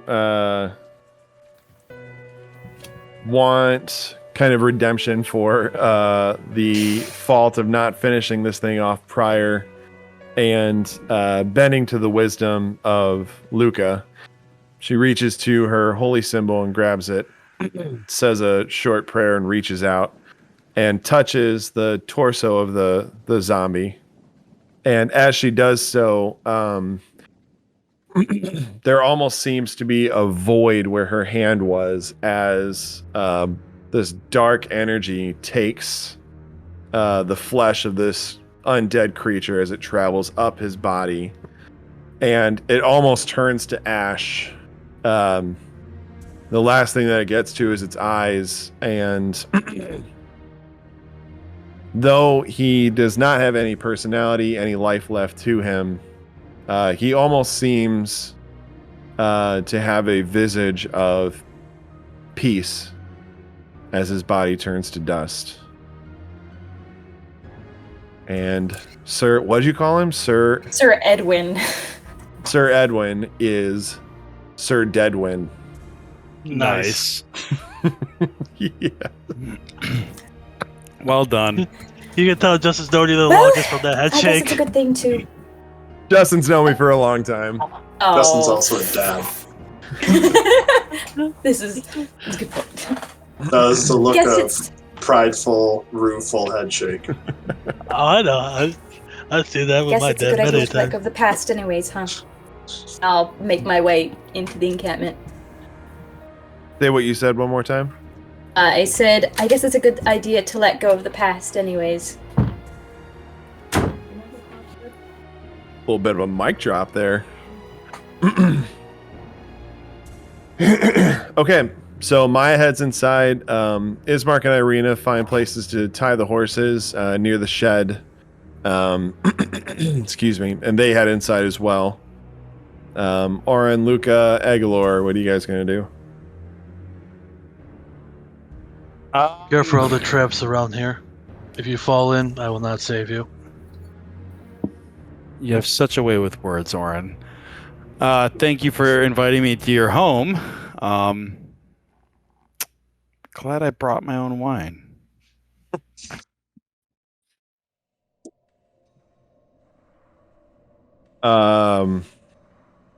Just to say that I didn't tell you so. Auron, your traps are really well hidden, and there are a bunch of them. Forget about that. No one will have any way of finding them very well unless you were to point them out to everybody. So I assume for safety you would do that. I mean, they could find them in a very painful way. That's true. I just look at him, say good luck, and I just walk to the door. Okay. And then when I get to the door, I turn around and I point to where the traps are so they can make it. Okay. You guys hear him? Because I can't. Yeah. Okay, You have I me can't muted? hear him at all. I don't know why I Is asked he- her. If Do you have him muted from him? Do I what? You have him muted. I do not. No. His video is also not working. Just loading. Maybe you should drop out and come back in. He's Who, me or moving and him? talking. Okay. Asked, answered immediately. She came up with her own answer. All right, I think I can hear him now. I'm laughing. Perfect. So. Talk, Kenny. You know what? Can you hear me? I don't give people the finger, but you're really making me feel You like can. it. Oh my stars, that'd be inappropriate.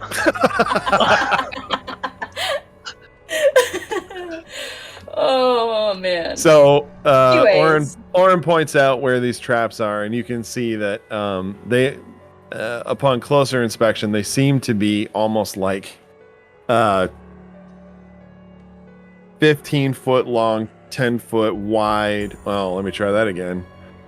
10 feet by 15 feet, covered holes in the ground, and they are very well covered. You're maybe impressed by how well Sir Auron hid these things. But there are several, but now you see them, and you are aware of where they are.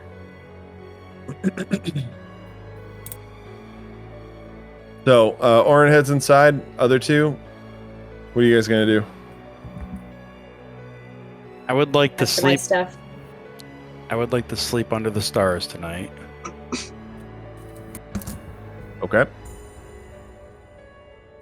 Like to remove the head from Sir Edwin, remove him from the pike if possible, and bury him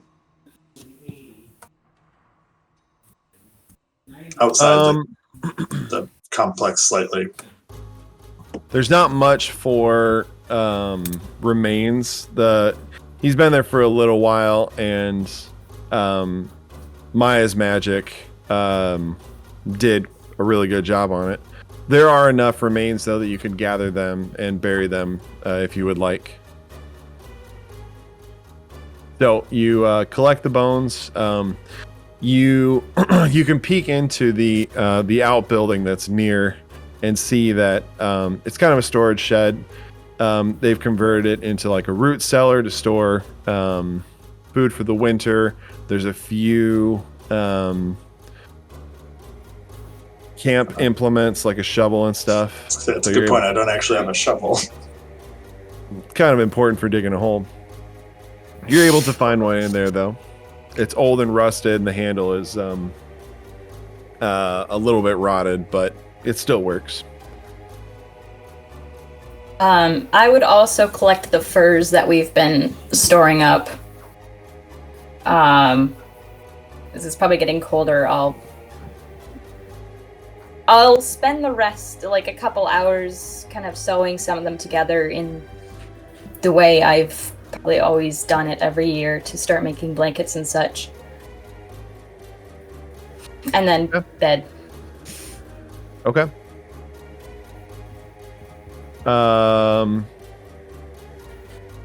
Luka, is there anything else you want to do concerning remains?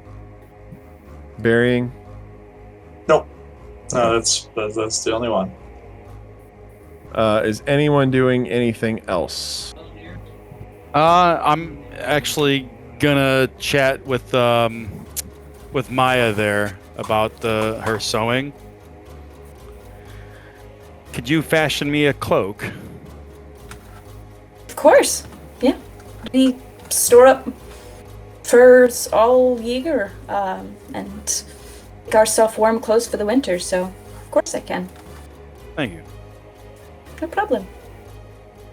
How long would that take me, Rob? I myself have a rough estimate knowing how slow I hand sew, but I don't know. Well, in my experience of sewing, no, I have no idea.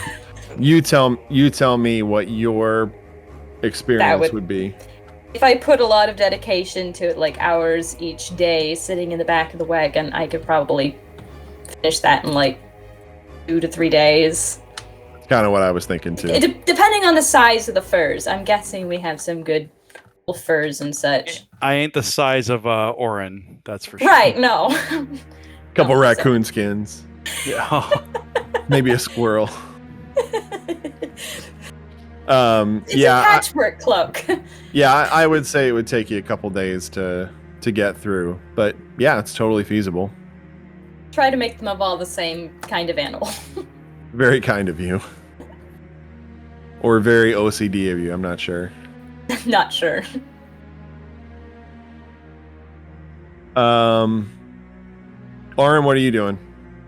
I will walk over into the conversation there and ask Aegolor if he would like to sleep on the roof, because he likes to sleep on roofs. Yes, I very much would. I'll take him and show him the way to the roof. Okay.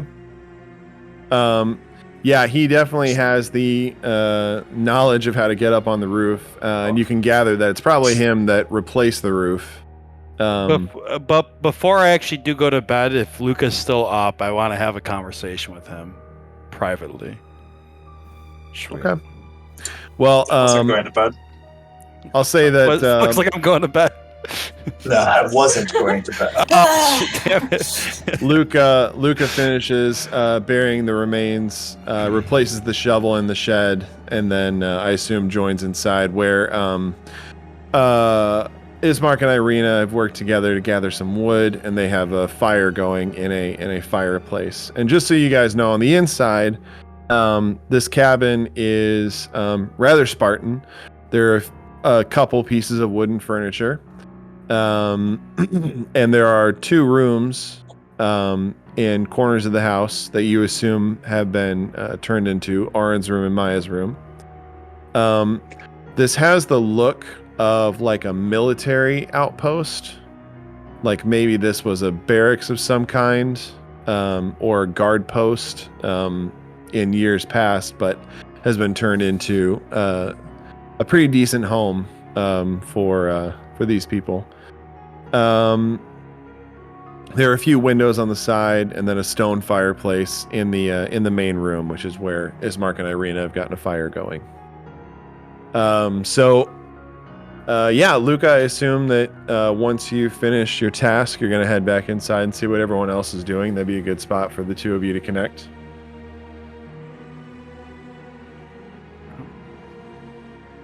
All right. Hey, Luka, I have a question for you. I might have an answer. One I might not like. Your sister, she is obviously an abomination. Are you going to have any issues killing her? Do you want one of us to do it? I'll feel bad about it, perhaps, but I do not plan at least to hold back. We'll see. I only know so much at this moment in time, but I see no way to save her. Unless killing Strahd instead is meaningful enough to break something. That's true. You would have more expertise on that front. But just know if it needs to be done, I can bear that burden for you. As far as I'm concerned, the woman that I saw there inhabited her body, but was not my sister. So becoming a vampire, all semblance of your past life is wiped? I don't have the vaguest clue, to be honest. If I was going to be blunt about it, this place doesn't seem big enough for the amount of death there is. I feel there is something more at play here. For the amount of desolation and brutality that exists. How many people actually live here? The town of Barovia was small. Yeah, desolate. And yet it's terrorized constantly. The raids on it, apparently 3 nights in a row. At least on the one house, but how many fall in these raids? And yet this happens seemingly at will, and there's still people around. I feel there's more at play here than just normality. Nothing about this place seems normal. So if what the crone said is true, and we just kind of have to assume that at the moment, it sounds like Strahd has a chip on his shoulder.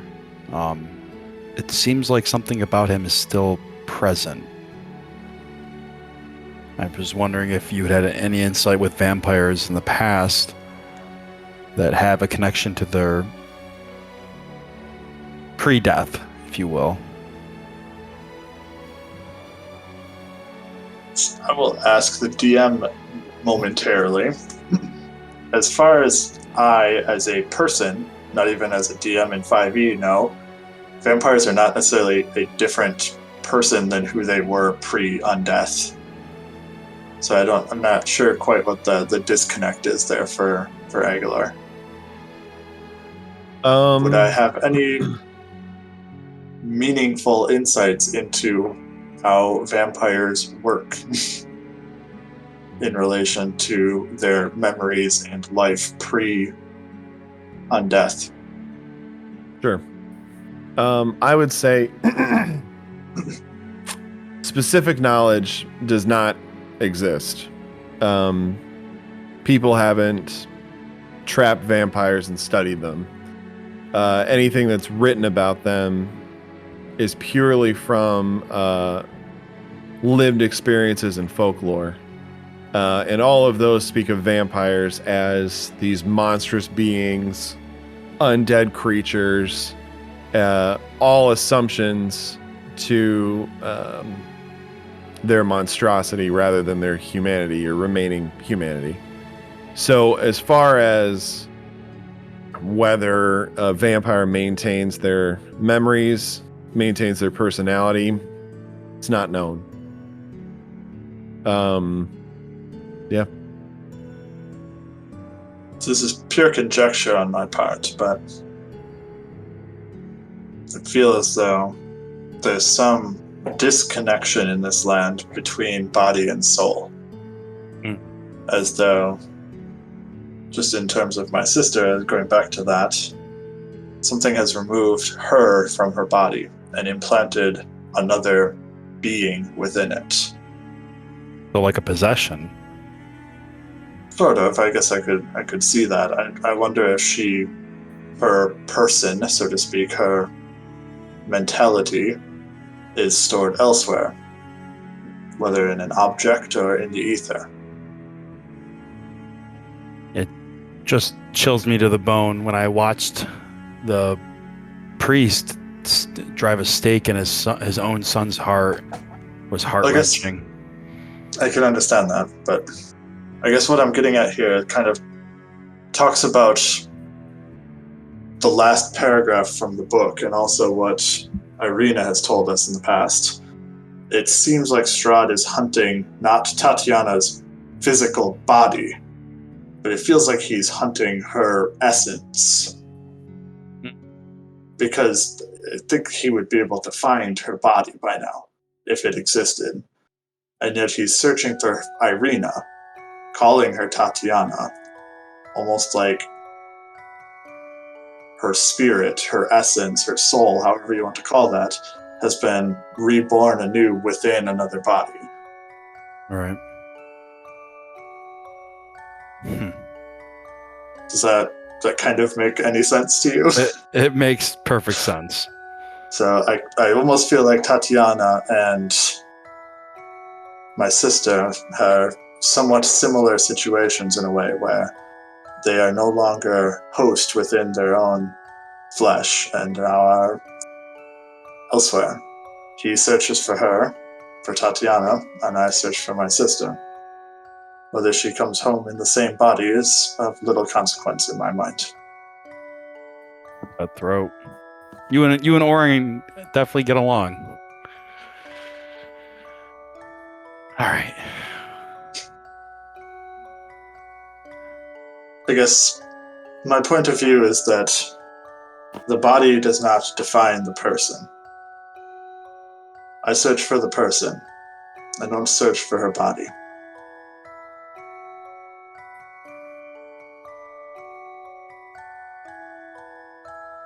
Fair. All right. Good night, Luka. Sleep well. You as well. I hope the stars provide some comfort if you can find them. Well, at that, you can ask Auron to help you find your way up to the roof. Auron's happy to oblige. And yeah, as Luka nodded, not a whole lot of stars, a lot of clouds. But you can definitely hear the movements of the forest around you. You can hear the waterfall a little ways away. And kind of... being a person who's comfortable in the wilds, sometimes just being out in it is more comforting than actually being inside of a house with four walls and a roof. So there's some comfort in that. Auron, do you stay up on the roof with Luka or Aegolor, or are you going to head back down? As we're walking outside to get to the roof, I grab Aegolor and I pretend to throw him up there. Pretend? I grab you by the sides and I make a motion to throw you up. And then I set you down, pointing. You can use the ladder, I guess. Thank you, Sir Auron. I'll go up on the roof with him and sit for watch. He was trying to make you the little spoon right there, buddy. That's Ismark's job. He's definitely got that bottom energy. Okay, so you get up on the roof. Auron, I'm sure you spent some time up on the roof on guard duty. So there's probably a spot that you found that you can get comfortable sitting on it. Do you guys do anything while you're up there?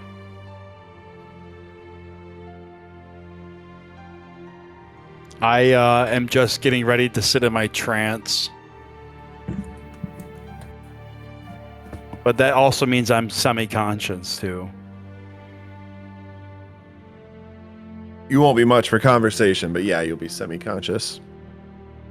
So, Aegolor goes into his trance. Auron, you gonna stay up there with him, or are you gonna head back down?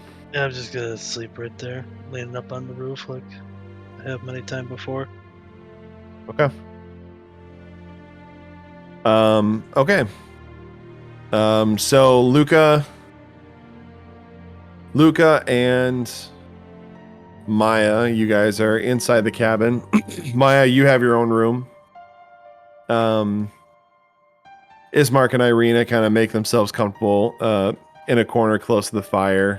They have bedrolls and they get together some quick kind of on the road dinner of some dried meats, a couple pieces of bread, maybe a little bit of cheese. And then after a short meal is shared with everybody, Ismark will come up and offer the two of you some food on the roof as well.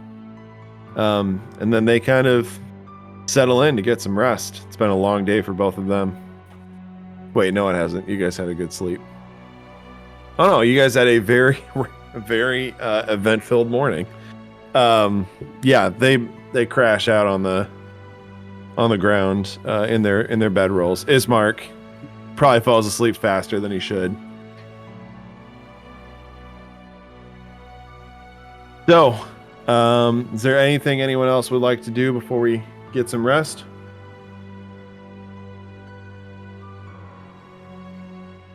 Okay. So everyone finds a comfortable spot to sleep. Aegolor and Auron, you guys kind of find a spot to get comfy on the roof.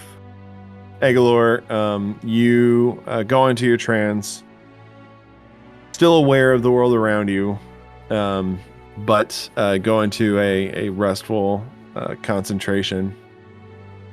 And after 4 hours, nothing's occurred, and you kind of come out of your trance. It's still dark out.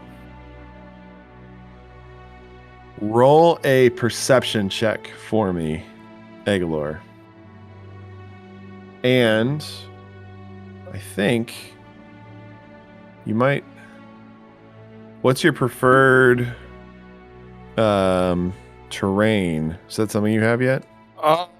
Favorite terrain? I don't know. Forest. So, yes. Forest. So roll with advantage. All right. So 11 plus 4, so 15, and then... Oh, God. So the 15. Okay. Yeah.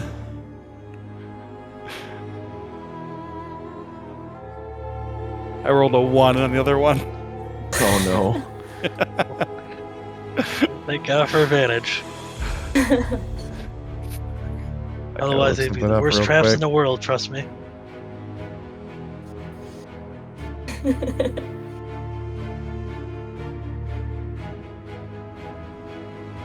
Alright, guys.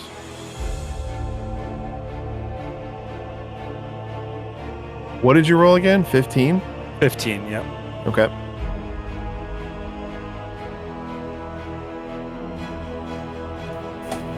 As you are awakened from your trance, you kind of get used to the sounds of the waterfall pretty quickly. You're about a quarter mile away from it, so they're not overwhelming, but just kind of the white noise from it kind of messes with your regular perception of a quiet woods. And as you're kind of like getting in tune with it and starting to kind of relax a little bit, you hear a twig snap. You look off into the woods and you see some movement in the trees. I pull my bow out and then I call towards Auron to get him to attention. Okay. Auron, you were sleeping soundly when Aegolor gives you an elbow. I assume you guys are pretty close by. We were spooning. I'll stand up and ask him, what is it? What do you hear? Something's nearby. Auron, you can hear it now too. off to, say, your left, there are a number of seemingly a couple shapes that are moving through the woods. And as you're kind of like looking through the woods, you hear more sounds coming from a different direction, walking through the woods, trying to be careful, but seemingly not being very effective at it.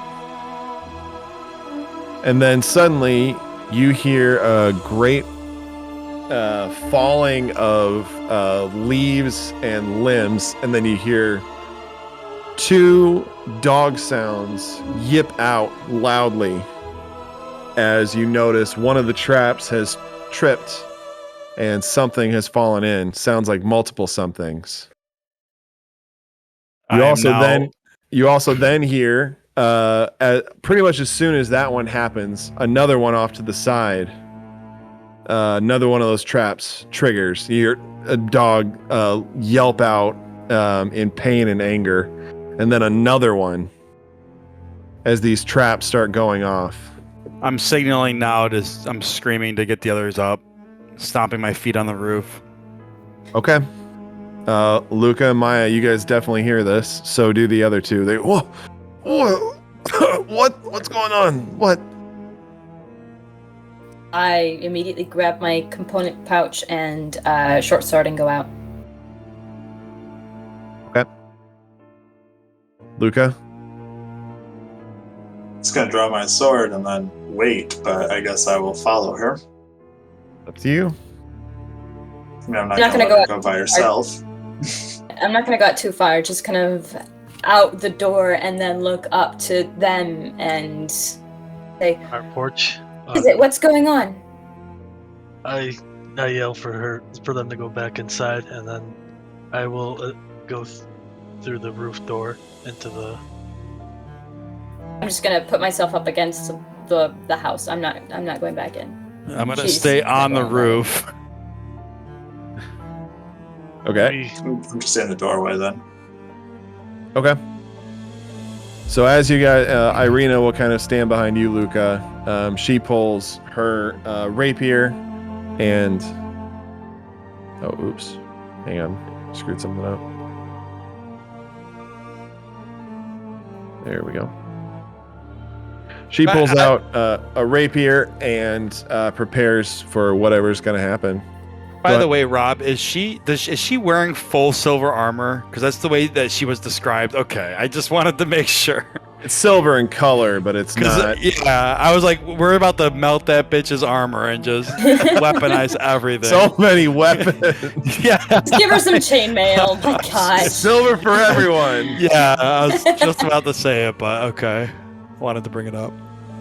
So as the two of you are up on the roof, the rest of you come out and kind of prepare yourselves. Ismark definitely comes out with his weapons drawn. The sounds kind of quiet down. You still hear the yipping and cries of pain from a couple of the traps, but you kind of wait for whatever's going to happen next. And then off to the side, you all hear another shape, a much larger shape, come pushing its way through the trees. As you see a huge furred shape come barreling out of the trees toward you guys. Let's all roll initiative. Oh. Do you see it? Yeah, you see it. I have dark vision, so not just the shape, though. Or would it just only be the shape? So dark vision is everything is in grayscale.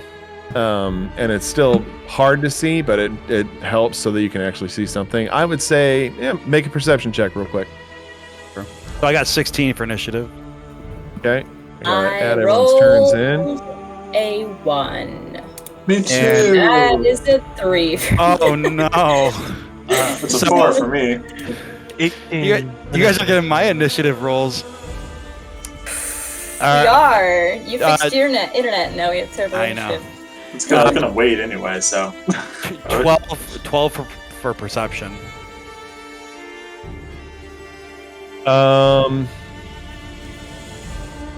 It's a large furred shape on 4 skinny-ish legs. You'd guess it's not a bear. Seems to be in a dog-esque shape. It's about all you get out of it. So tell me again, Aegolor, what's your initiative? 16. 16. Auron? 18. 18. Nice. Ismark, I need to roll for. I'm pretty sure in about 6 sessions, Kenny hasn't rolled less than about an 18. Yeah, it's pretty I know. crazy. That's not true. Luka? 4. 4. What's your dexterity? 3. 16. However you want to phrase that. 16. All right. So I'm gonna give Mya. 3 total. 3 total. Beautiful. Irina. Wow, natural 20. Nice. Good on her. She's probably gonna go first. To be clear, you guys have not had a long rest yet, but if you needed to, you can roll some hit dice for taking a short rest. That's up to you guys. What about me? Do I get the long rest? Yes. Sweet. Suck it, humans and Goliaths. Well, actually, no. You need to have a few hours of downtime first.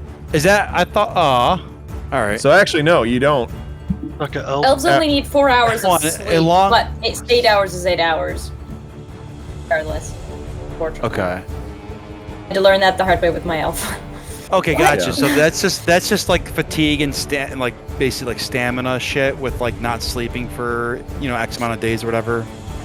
Okay. It's the game creators saying if they only have to sleep for 4 hours, fucking everybody's gonna be an elf.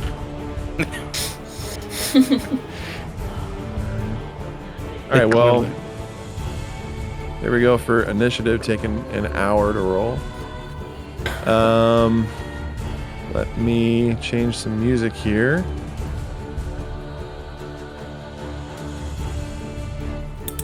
And if everyone wants to jump over to roll 20, if you're not there yet, shaboom. Ooh. Nice. Wow. So Fancy. this is the outbuilding. Oh wait, I might be on the jam. No, I'm on the right layer.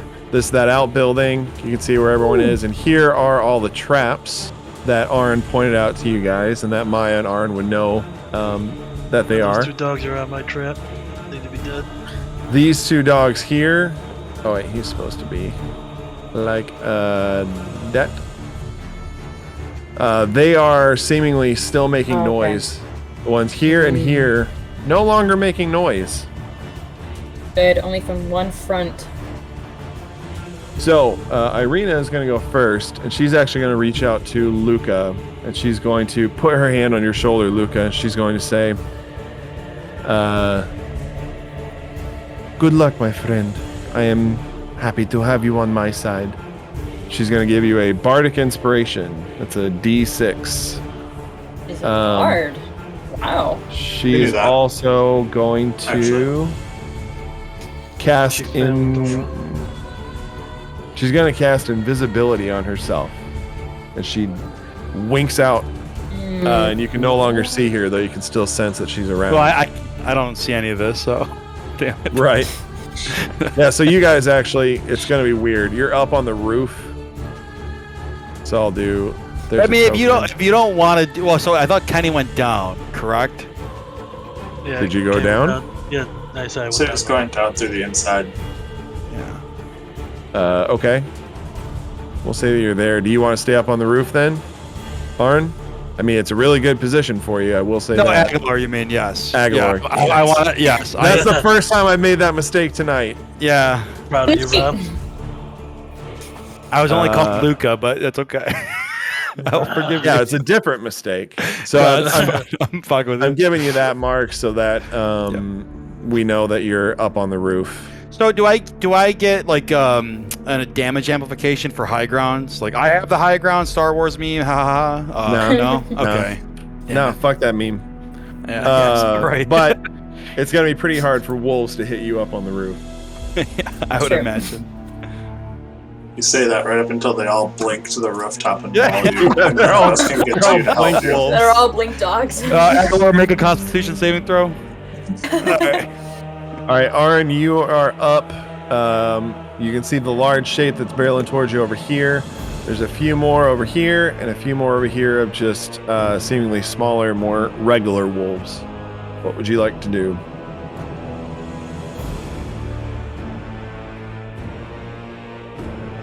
Kenny? Oh, do we lose you again? No, I'm trying to. How do I do Okay. the movement? Check my movement. The little paint draw, right? It's the It's circle just- with the ruler sticking out of it. There you go. Snap the center. What's the That's it. ruler? That was me. Yeah. Sorry. Oh, So to get to that guy, you're 20 feet. yeah, I'll go in range, and I Okay. will go with the big man.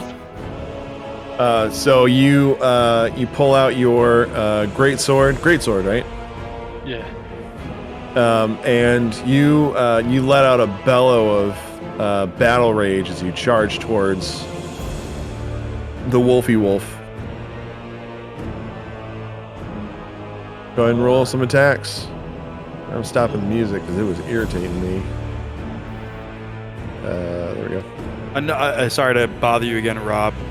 Would my attacks have longer range too? Yeah, For high so ground? if you not for high ground, but you do have really long range. With your longbow, you've got a range of 150 feet, Oh, then never mind. Yeah. and you've got a long range of 600 feet. But anything past the 150 feet, you have to roll with disadvantage. Okay. yeah. 16 hit. Does it hit? I don't know. That's why It does. Yep. This is a Nice. big meaty boy. 3. The 4.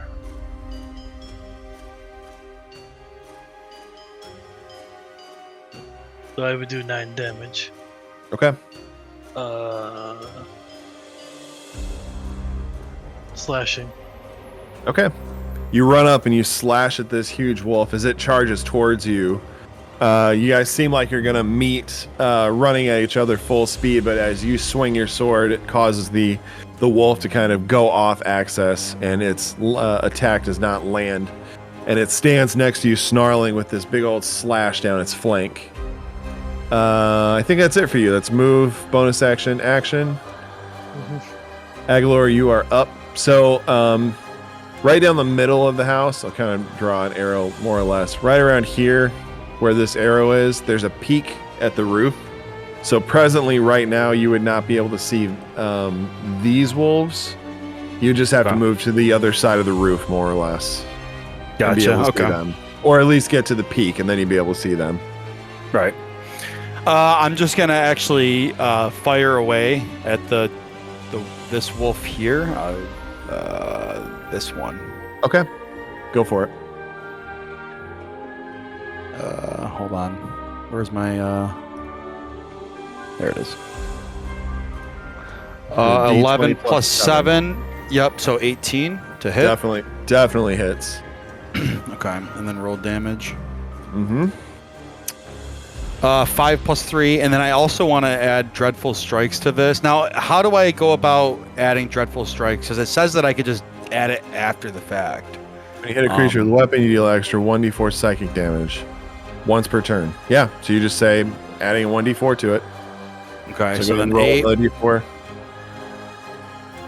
1. So 9 damage. Well, 8 total? regular piercing and 1 psychic, yeah. Okay. You hate to see it on the d4, but it happens sometimes. It's all right, it's all right. You fire off an arrow, and this wolf that's also charging in seems to be a little distracted by its fellows that fell into this pit.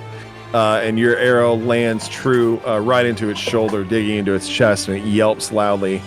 You want to do anything else? I'm gonna actually move up to the corner, the peak of the roof there. Okay, so like there-ish. You'll be able to see over the peak. Yeah, yep. Okay, cool. Wolves are up next, and even though one of them took a hit, it's going to charge straight in, and these two are moving together, and they're going for Mya. You walked out there. Boom. I did. What's that? Yeah, not it's to true. Technically, Did walk I out there. didn't state that I grabbed my shield. So my armor class is fine. only 15. Or are you telling me that you would not have grabbed your shield for some reason? I didn't know what was going on. All they were doing was stomping on the roof. So I instinctually said I grabbed my spellcasting stuff and my sword. Okay. Bold move. Yeah. I instantly so- regretted it, but These wolves come charging in, seeing the easiest target. And because there's a couple of them together, they get to attack with advantage. that's Now, is that happened a lot flanking? recently. My gosh. Nope, it's flanking. it's an ability that wolves have. Okay. Because they're so- yeah. It's Yeah, like pack tactics. Yeah. yeah. So 21 for the first guy. Mm-hmm. Yep. That would be a 20 for the second guy. Yep. They're the only two that can Jesus. get you. So they are going to. First one does 6 piercing damage, and you Cool. need to roll me a strength saving throw. Hold the Oh. ground. No. Strength saving throw, and I have a +0 to that. Wonderful. I Okay, hate to hang see on. it. Maya's going to be a puddle of blood on the ground. Or You are dragged to the ground as this wolf bites into your flank and pulls you down to the ground. You are currently prone, which would give them advantage, but they already had advantage, so it's not a big deal. Let me throw Well, a... they don't get a follow-up, huh? Nope, not these guys. Which, fortunately for you, I think we'll say that's prone. if, The next if I was one with does. Arya, this would be a walk in the park. You'd be like, "Oh yeah, this happened to me yesterday." The next one also does 6 damage. Okay. The next is going to go at Ismark, but he also gets advantage because he's got a buddy next to him. Natural 20. Jesus. He bites Good job, into Ismark. Ismark. You're doing a job. Yeah. Good job, Fine. buddy. Meat shield. Get this strength. Come on, let's get this strength. He actually rolled terrible damage, but it bites into him still. I rolled 1, 1, 2, 3. He is going to try to save from being knocked prone. I think he does. Yes, he saves. Just barely. So he gets bit into as it kind of bites into him. These other two that are kind of stuck currently are going to try to get out. Not him, and not him. You hear them yip. These guys over here, you hear them yip a little bit more as they seem to struggle in their positions, but can't quite seem to get out. It's the big boy's turn. He doesn't have any of his buddies near him. He is...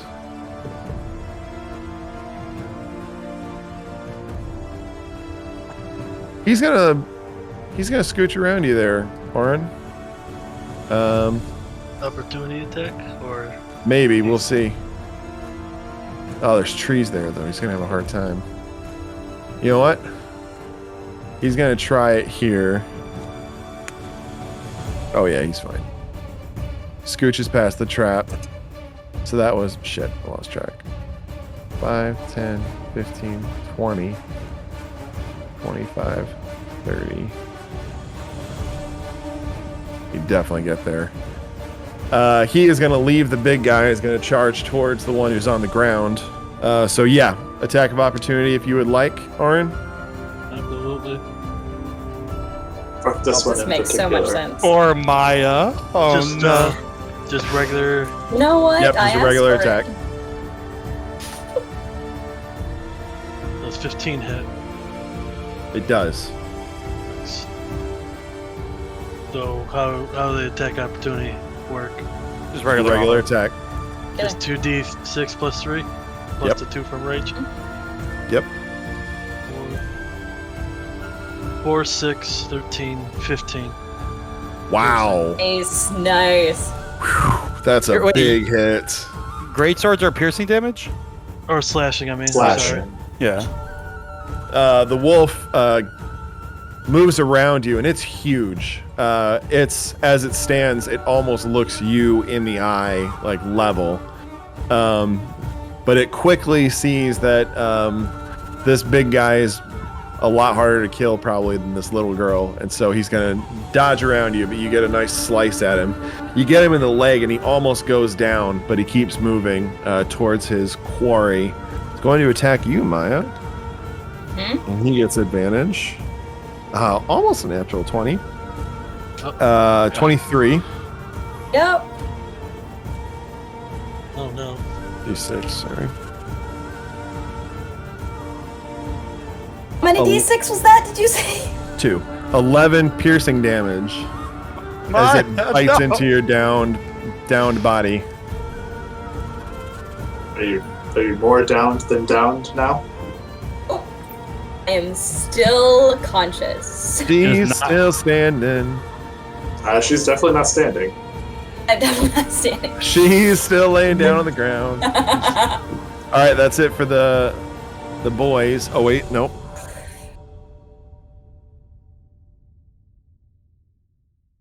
Okay. Okay. Luka, you're up. What would I know about the traps? Oh my Are god. they pitfall traps? You would guess, yeah. Auron didn't give you I much. wouldn't be told. He didn't tell you. I did tell him. Yeah, I Oh, think we all. I said the wooden spikes one. With Okay. like the picture yeah. I showed you. I don't know what they're called. Yeah, it's pit with wooden spikes in the bottom. Just wasn't sure what to expect of those other two. Based on the description, they're probably stuck on some poles. Take Like out my they're trying rapier. to pay their way through medical school. Stripper. I'm sure that has to wooden poles. Okay. I'll take out my rapier. I will slash across my arm, taking 2 points of damage from doing so. Solid. And I will use flame, try to light it up in that way. Okay. As I don't think that radiant is going to do anything, and I kind of hope that flame might startle them or scare them potentially. We'll see. And then I will take my one step forward. That's really all I can do. And I'm just going to hack at the first wolf straight ahead of me. Okay. As it seems to be providing the most utility. You guys see the room kind of light up as Luka steps out with a flaming sword and starts swinging at the wolf right in front of him. It's a pretty cool visual, I'm not gonna lie. 17 to hit. Hits. No. It deals 8 points of piercing and 1 point of fire damage.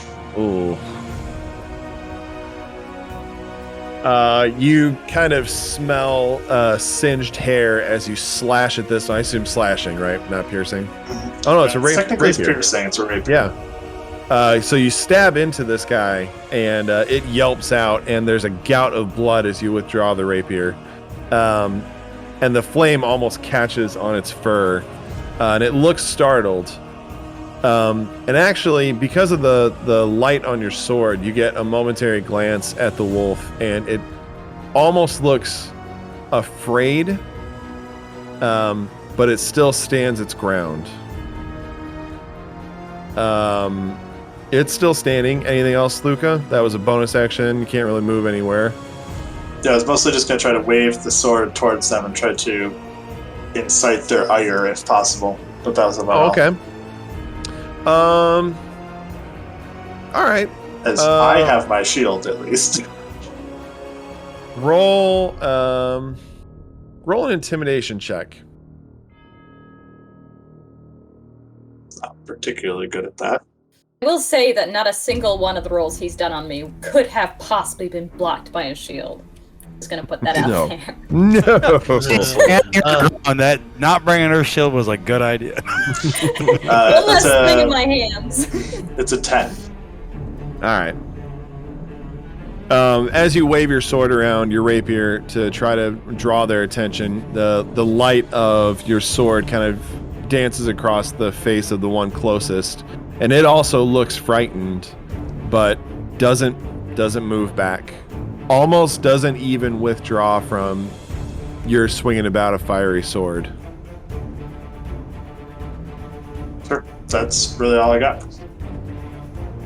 Good old Ismark is up. He's got his long sword and his hand axe in hand. He's gonna go nuts on these guys. Whoop. That hits. And that doesn't. He swings with the hand axe, but it's almost to like to fake out the wolf who kind of ducks the shot and then jabs in with the sword. He rolls one of these. Oh, nice. As he stabs into the wolf.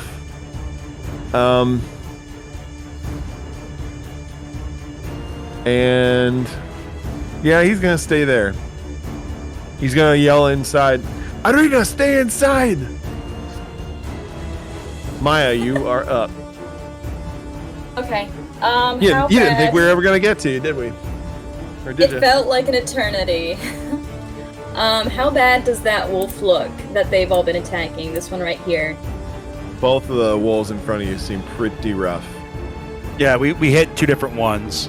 Oh, two different ones. Yeah, I hit the Okay. one on the left, and then Luka hit the one one.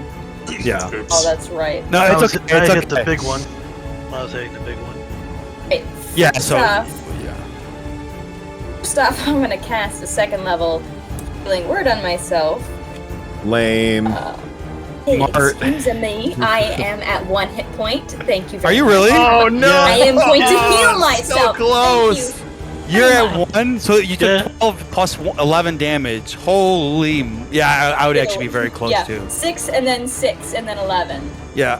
Yeah. That's why I had to ask. I was so glad he said 11 and not 12. Alright. I only have 25 health myself, so that would have brought me very, very close as well. I got 32. Disappointed. 5 plus 3, that's only 8. You can survive another hit. Eight to attack? No, 8 to heal myself. Oh, right. You're healing yourself. Okay. Yes, I'm good. healing myself. Good. Gets you up to 9. Solid. I'm going to use my... That was my bonus action. I'm going to use my action. If I'm on the ground, I'd make attacks from disadvantage, wouldn't I? Melee this was attacks, something I yeah. was going to ask at Melee some attacks would be at disadvantage, yeah. point. Are we playing the... Oh, I'm going to heal myself, and then I'm going to use half my action to stand up, staggering on both legs, draw my sword, and I'm going to attack the this one right in front of me. With your sword? That Aegolor, yes, with my Yes. short sword. The Okay. Aegolor attack Isn't it a silvered short sword? is not because they didn't let me have that. Yeah, if Oh, she's who from has it? Bavaria or whatever. Just- Oh, I no. have it. Oh, Yes, yeah. These are undead? No. I don't know. I'm just I was just asking. wondering. That is a good roll. That is finally a good roll. That is an 18 Yay. plus my attack, so that's like You plus hit. 4. So, okay, d6. That's a 5 plus 2, so 7. Nice. Okay. So you heal yourself, and even though these dogs are all just like dogpiling you, biting into you and just going nuts, you find a moment to get your footing. And as you stand with your sword, you jab upwards, and you actually, your sword shoves into the throat of this wolf. And it lets out a yelp and then falls in a heap at your feet. Good job. And that's my And turn. Auron did not see it because the wolf was blocking, the dire wolf was blocking his vision. Freaking. Oh, You know what? Fine. No, it's fine. Everyone else saw it. You still have a little bit of movement. You want to stay where you're at? I'm going to stay where I'm at because I don't want to risk getting an opportunity attack from either of them. Okay. That would be the end of me. As we go Where the up wolf to the, is if it's dead, just as a question off the He did. No, I'm saying if Maya wanted to move, could she move where the dead wolf is? Or is it still blocking because it's dead? Oh, Yeah, she could stand. She wouldn't be able to stand in that space because there is a dead wolf there, but she could stand one more space beyond it. I could walk over it at least. But she doesn't want to walk through all those wolves and take all the opportunity attacks. No, I know that. I could stand here. I could stand here and not get an opportunity attack. I'd still be in melee with both of them, but it would just kind of be. I guess no, it'd be pointless because the others can attack. Allies can attack all the same. So I wouldn't really be opening up much room. Auron can come to the other side. The others can attack the other wolf and move as much as they want. So. All true. Change anything. Okay. That will be my turn. As we get to the top, Justin, did you have a ruling question? It really didn't matter. You answered it roundabout way anyway, so don't worry about it. Okay. Was it the prone rule? Yeah, there's an alternative rule about standing up from prone. Okay. Oh. About it. Not taking half action, but... incites opportunity attacks. No, actually, I wasn't. You're leaving yourself open. You reminded me, though. I was going to do a different rule. Okay. I didn't run it past you guys before, though, so we'll just run it like this, and then maybe we'll talk about it later. It's Irina's turn. Invisible Irina.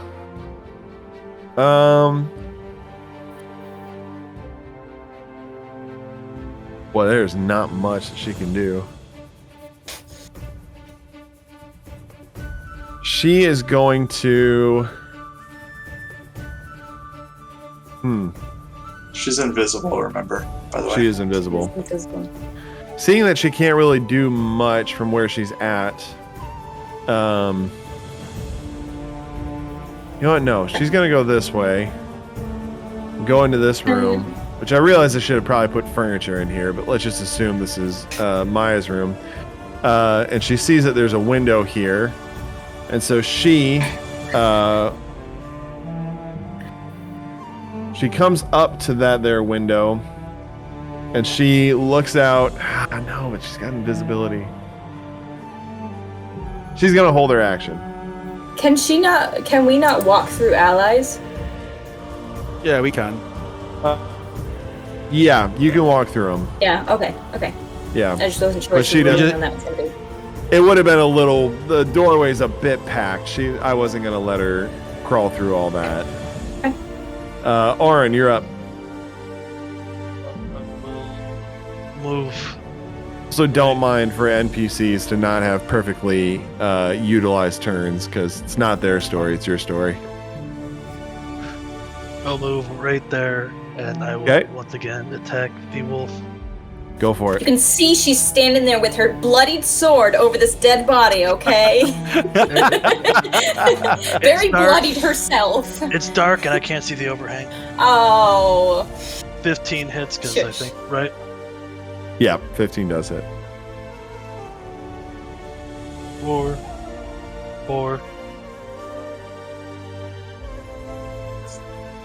13. Slashing. All right.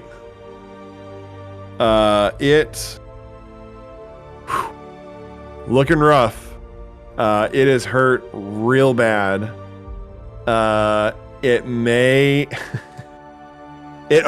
you slice it and it lets out this yelp, and it seems like its back leg no longer works as your sword slices through it. But it's still, again, just like Luka saw, there's almost a look of fear in the creature's eye, almost as though it doesn't want to be there, but it continues on the attack. It's still standing, just barely. That was not how I interpreted that.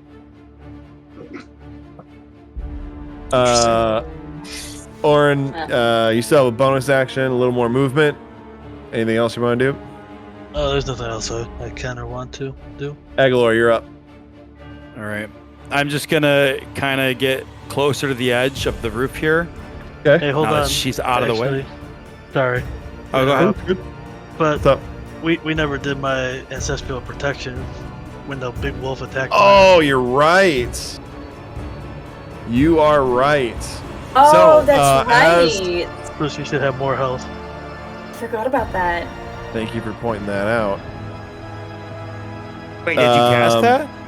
It casts automatically You're when I'm in rage. Just automatic. Oh, shit. Oh, I have it written down somewhere, Kenny. Why don't you go ahead and describe what visages these folks might see?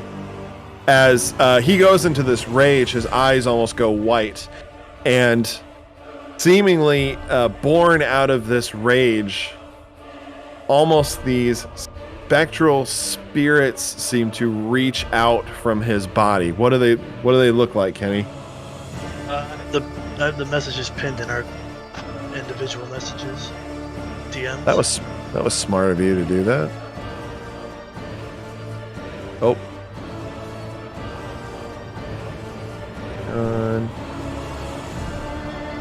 Right. So, of these specters that seem to be still attached to Auron's body but kind of reach out from him, one is a Goliath that almost seems to tower over Auron, but you see somewhat of a family resemblance. You also see what seems to be an elven individual, an elven male, all in black with feathers. And the third seems to be a woman in a dark cloak with somewhat of a raven's beak. Not necessarily part of her face. She seems to be humanoid, but some kind of armored covering. And all three of these creatures start to reach out to the enemies around him. So remind me, Kenny, they get disadvantage. Enemies get disadvantage when they're in melee with you for attacking anyone other than you, right? I said that really poorly. I gotta find it. Yeah, I do too. Sorry, I totally forgot about this. Well, so used to rage just meaning like I just go into rage. While raging, the first creature you hit with an attack on your turn has disadvantage on any attack that isn't against you. If the target hits a creature other than you, that creature has resistance to the damage by the attack, so she would have resistance. Perfect. So half damage. On just the one attack, though. Yeah, Yeah. 11. He only made 11. one. He only made one attack on me. I know. I'm Yep. just saying, not the other two that also hit you. Right. Just the 11 from the big boy. Right. So this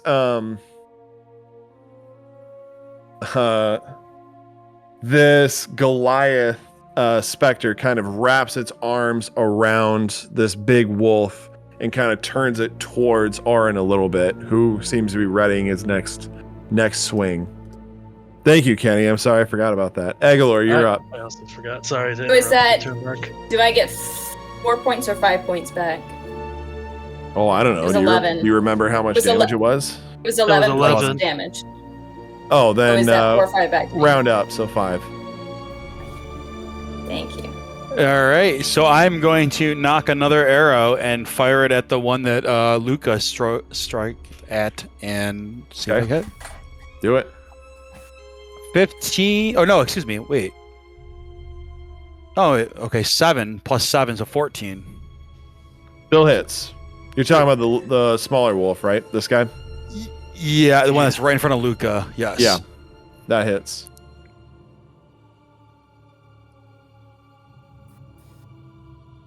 Uh, 5 plus 3, 8, and I'm also going to do this dreadful strikes. Now, there's no limit to this, correct? You do it once a turn. Right. Yeah. It's a pretty cool ability. Oh, beautiful. 4. So, Nice. 12 damage total, 8 piercing, 4 psychic. Okay. Later, wolf.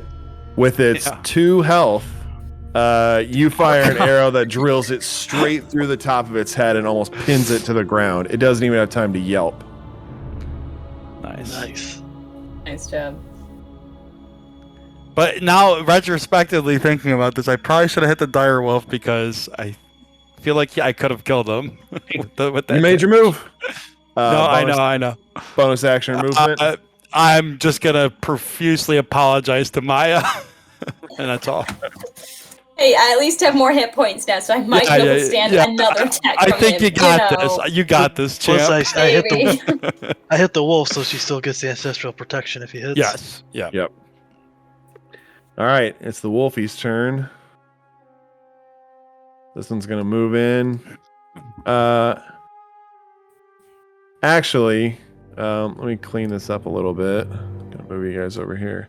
This one's actually going to start over here. He's gonna move right here. And he is going to bite at the girl before him.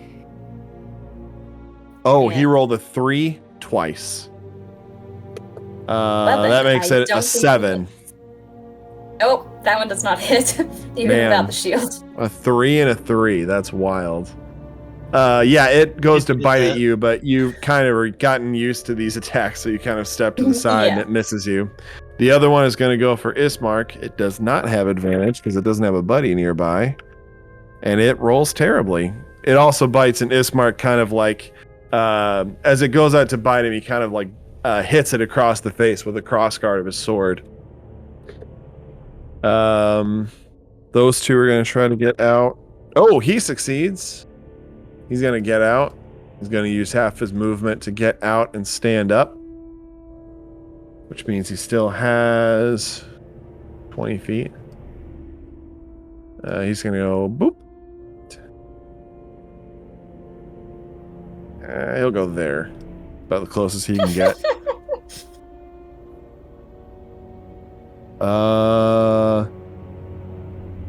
That guy does not. He's still stuck there. He's still hurting. Yelps out as his buddy leaves him. I'm going to say that was his whole turn to get out of there and come over. Nah, he can still attack. He misses. Oh, wait, but he's got a buddy nearby. There we go. 22 to hit Auron. That definitely hits. Okay.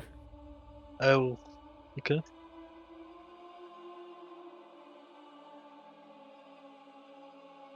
Uh, 6 piercing damage, reduced to 3 because of rage. Super effective this guy is. It's the big boy's turn. So the large Goliath visage is kind of like got it in a headlock and is turning it towards Auron. And the wolf looks at you, Auron, and again, you kind of see that little bit of fear in its eyes, and it turns against the chokehold that it's in and still tries to go after Maya. So this is with disadvantage, but he has advantage, so it's a straight roll. The disadvantage and advantage cancel out. Okay. So that's a total of 18. Does that hit? Hits. Beautiful. I mean, that's terrible. I really believe you. 8 piercing damage as it bites into you, and you need to make a strength saving throw. Oh, wait. But you have resistance, so it's 4. You take 4 damage. But you still need to roll a strength throw. And I still have to roll. Strength saving throw. Dang it. That is a 2. Down again. You are again down as this direwolf. He actually bites your chest and kind of gets around your armor, but teeth still sink in, lifts you up off your feet, and then slams you back down on the ground as you are prone once more. That's all he can do. Luka, you're up. Well, he blocked me from doing anything that I wanted to do, unfortunately, as well, so I will just take the one step forward and hack at the lower wolf in front of me, since there's not much else to do. So there's the one that's closer to the pit, and there's one that's closer to the house. Which one? The southernmost one, the one that's adjacent to Maya. Gotcha. Well, unfortunate. No matter what I roll there, that's not going to hit. So that's a 1. Nope. You step up to swing, but as you do, this one kind of lunges forward to bite at Maya, and your attack unfortunately doesn't land. Though you do, again, see the flame of your sword kind of singe its fur. Bonus action movement. Don't really think there's anything useful to do. Okay. Ismark is up. He again is just going at this wolf. Ah! Ah! Nice. That's a hit. That's a miss. So it worked last time, so he does it again. He kind of feigns with the axe and then stabs with the longsword, and he pulls it off. Wrong character sheet.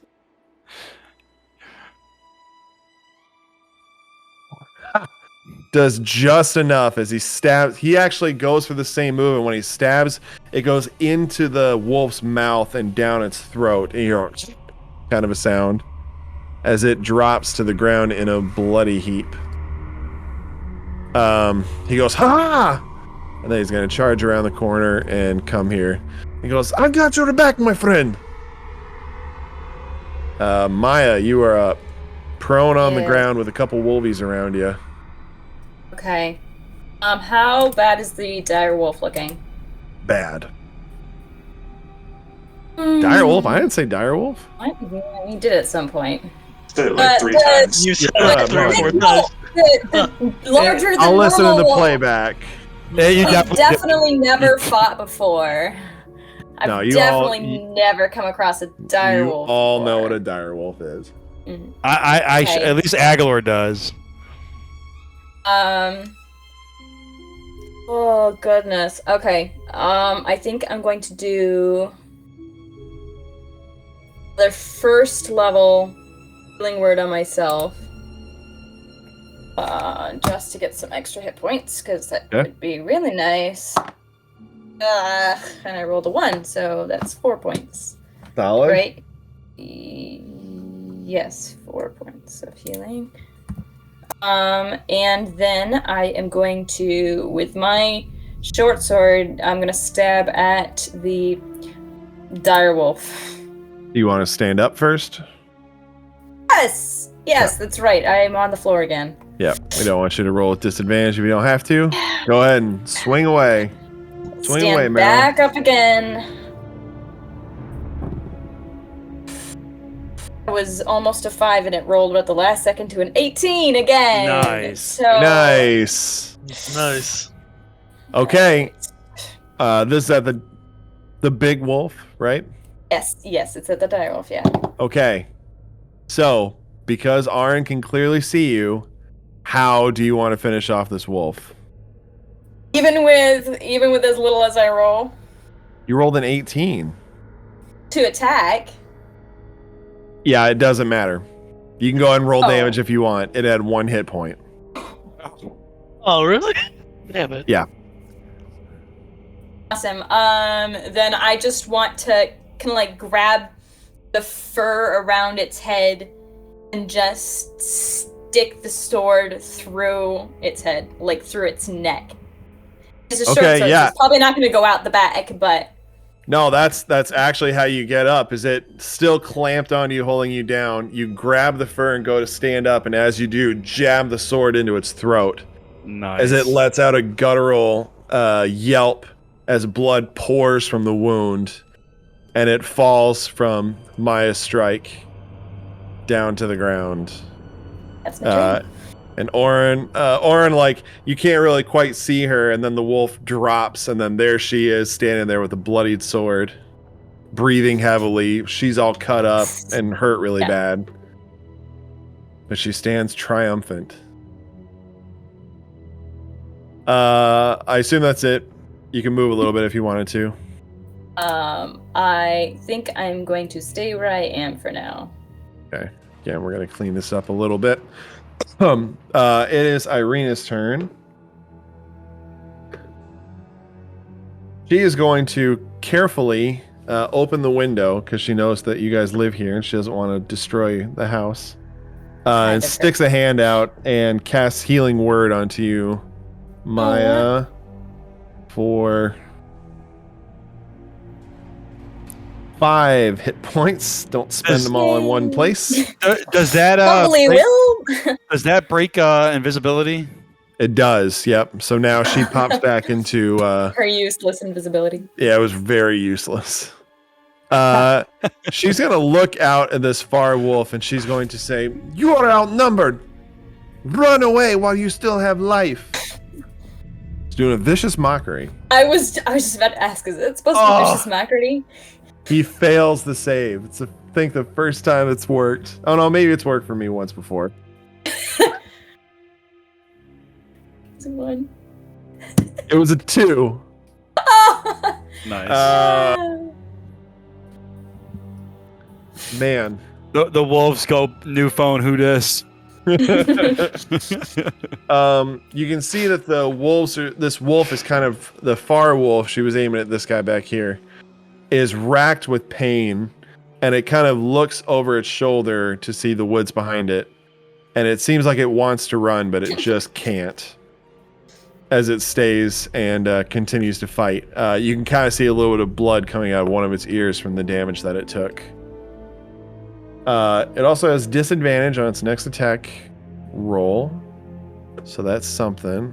Let's see. Let's do one of those. That's her turn. Auron, you're up. Good.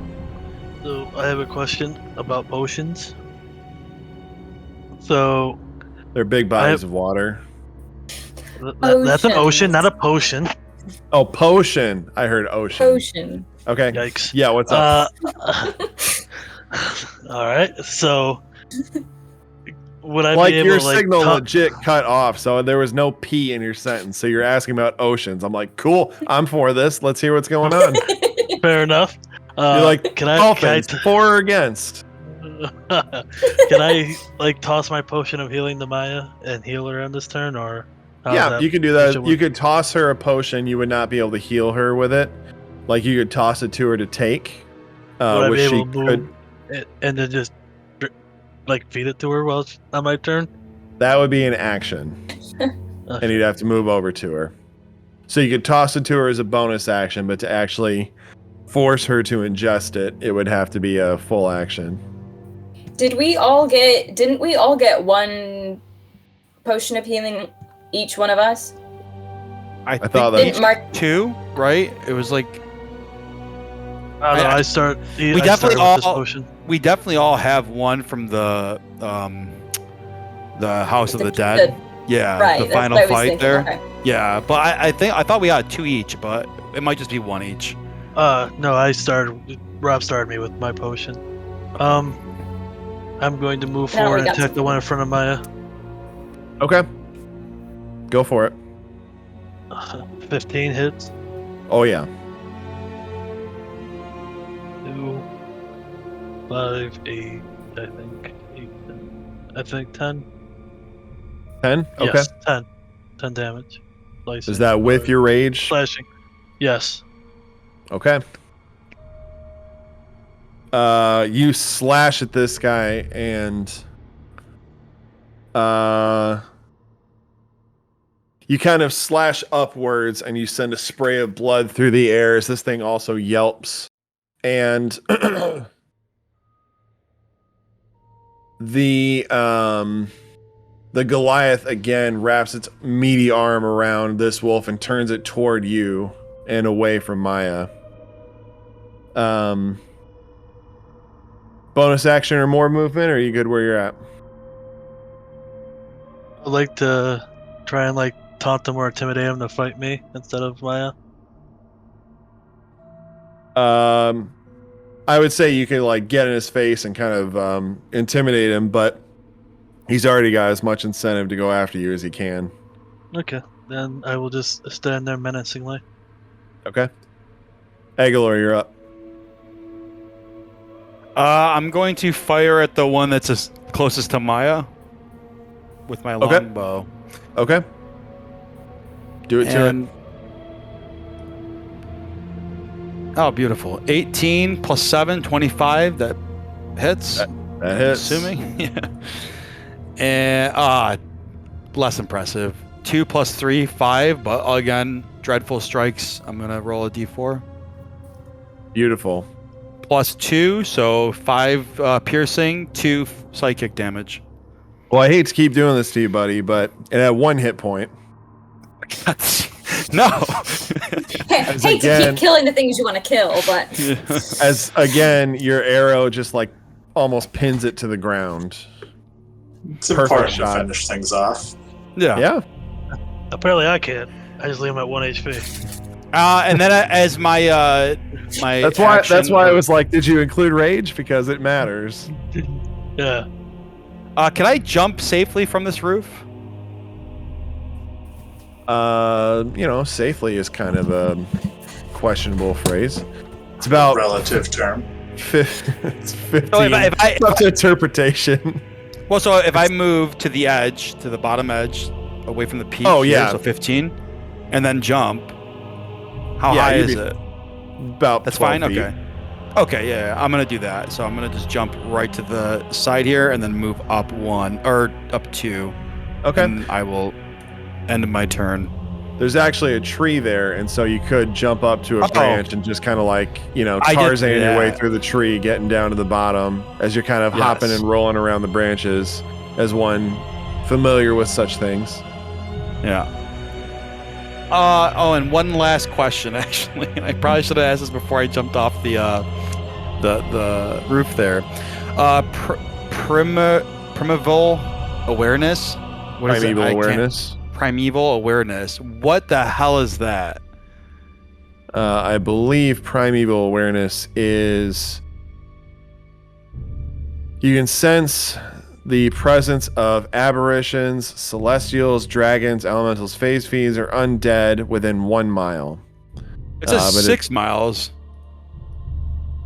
Says Oh, for 1 favored mile here. for favored terrain, which I don't know if we're in the forest. Oh, 6 or not. miles in favorite terrain. You're right. I stopped reading at the important part. Yeah, so within 6 miles. It is an action to do it, though, and you use your action to shoot. No, I got that, but this says only in action and combat. Can I only use this in combat? Or is it just only declared an action in combat? No, That's all if it you is. want to do it in combat, it's an action. But I can do it outside of combat. Is what Right. I'm- okay. Okay. Yes. Yeah. Gotcha. All right, and then I'll end my turn there. Huh.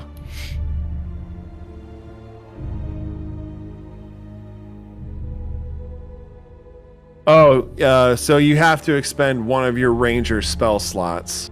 FYI. Oh yeah, I Oh, it's wanna not. keep I was my like, man, that spells. seems really useful for something that's Yeah. free. That's not free. It Okay. costs a spell slot. Okay. All right. Yeah, that's what I thought. Yeah. So I'm gonna start with the wolfy boy in the back. Man, he cannot catch a break. You still hear him yipping in Can't the get back. up. Poor He guy. can't get up. It's a real problem. No, he's still alive back there. Again, with a look of fear and distaste, this one steps over the body of its fallen brethren, and it goes to bite at Maya with disadvantage.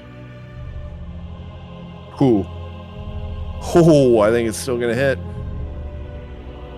19. that hits. I mean, oh. I am looking much better for those. Oh yeah, who she are- healed you as well. Oh yeah. So Oh yeah. 7 piercing damage as it bites into you. Oops, I clicked the wrong one. Man, Maya's looking like a snack. They sure think so. So way to put it. Dire Wolf is dead. Luka, you're up. This bleeding wolf stands before you, still going after Maya. Well, these, we'll try again, I guess. It's the same one, so keep going. Better. I'm going to use my Bardic Inspiration because now seems like a good time. Good choice. Oh. D6. And so that is a 16 to hit in total. That hits. Deals. I forgot what my numbers are. +5, I think. Awesome. Yes. 13 points of piercing, 1 point of fire. Wow. Wow, nice work. All right, he's the last one, other than the one that's in a pit. How do you finish him off? He's not the last one. Simple, clean, just removing the head from the shoulders. Decapitates it. The body falls with a gout of blood, falls to the ground. Actually, no, there is no blood because it's a flaming sword. You cauterize the wound, so you take the head off. No blood as the body just drops like a PG-13 movie. Just drops to the ground as the head rolls off down the road or down the walkway.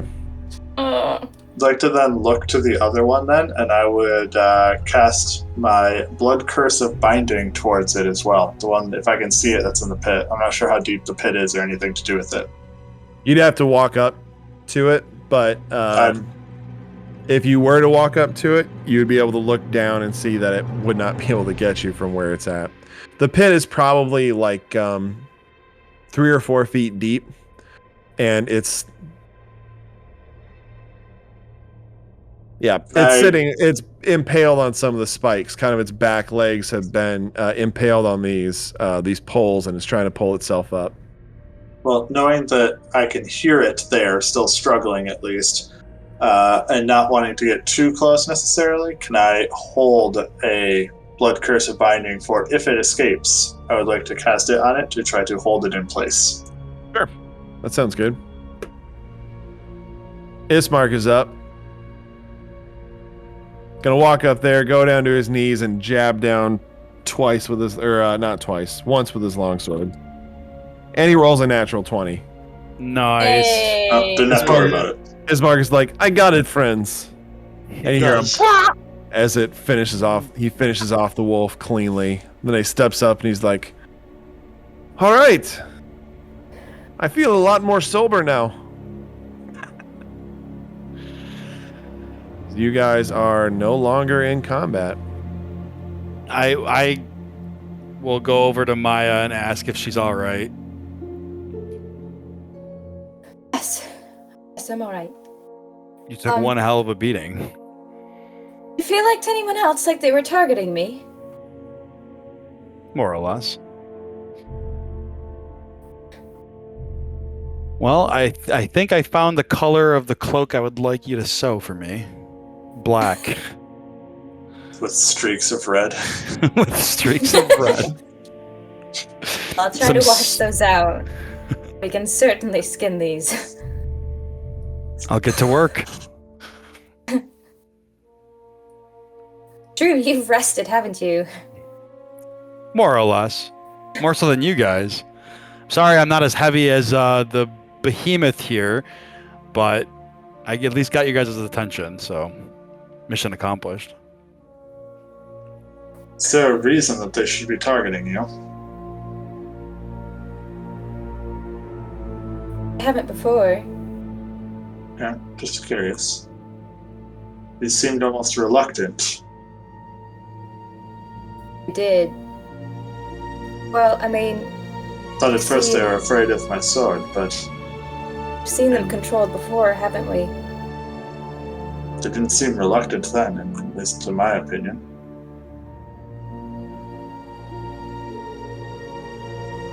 Just curious, something to consider.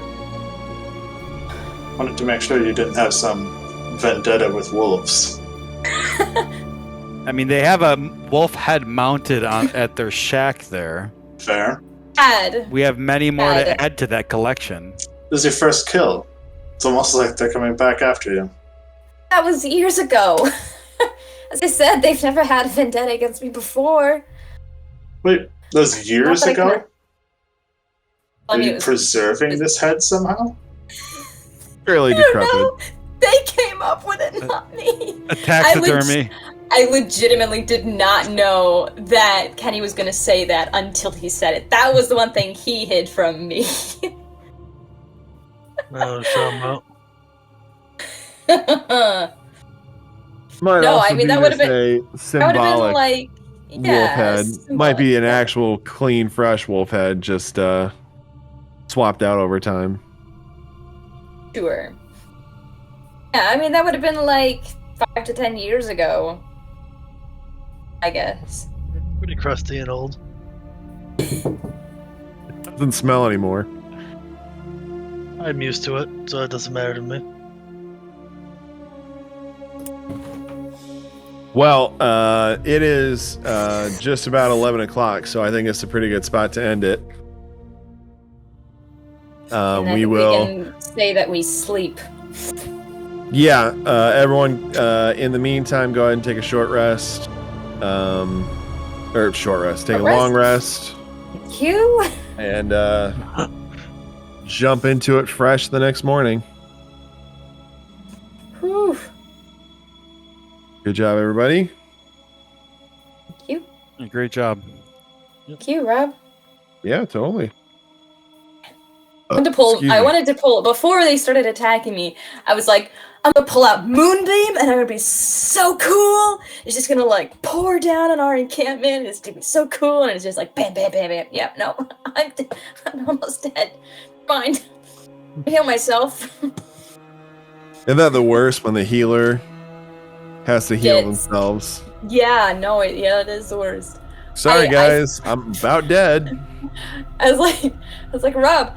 Do I not get beat up enough in our Tuesday sessions that I need to get beat up in our Sunday sessions as well? I wanted to get in on the action. Justin gets to have all the fun there.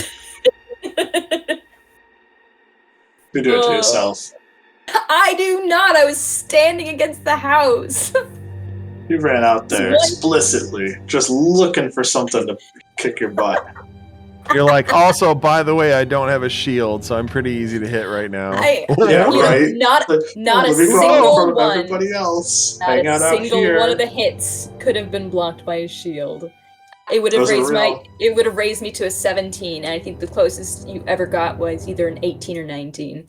Yes. Never once 17 or lower could have hit. So it was definitely a real Gabe move, though, for you, Rob. Just like, who needs armor? Nobody wears armor. I'll be fine. Who needs a shield? I was wearing armor, but I'm just gonna walk out here in my short clothes and hang out with these wolves. There's actually a lot of bad guys. This hurts. At least I wasn't in pajamas or something. How dare you attack me while I'm nearly naked? 12 AC. Either that or to be flanked. A well-armored dwarf. I guess I'll go after this naked guy here. I'm upset we don't have a dwarf in our party. I was so looking forward to it. Get all your dwarf jokes lined up. Yeah. Instead, he has to revert to all his giant jokes. Yeah, the behemoth, and that's pretty much all I got. I can start calling it knife ears if you want. Yeah, go for it. Old pointy ears. Mr. Pointy Ears over there. Yeah. Oh man. All right, good game. Sorry, this one was a lot of talking, but a lot of talking needed doing. We still got to kill some shit. Hell yeah. All right, good night, everybody. Yep, good game. Good night. See you all in November. Yeah. Oh yeah. Yeah. Bye. Bye.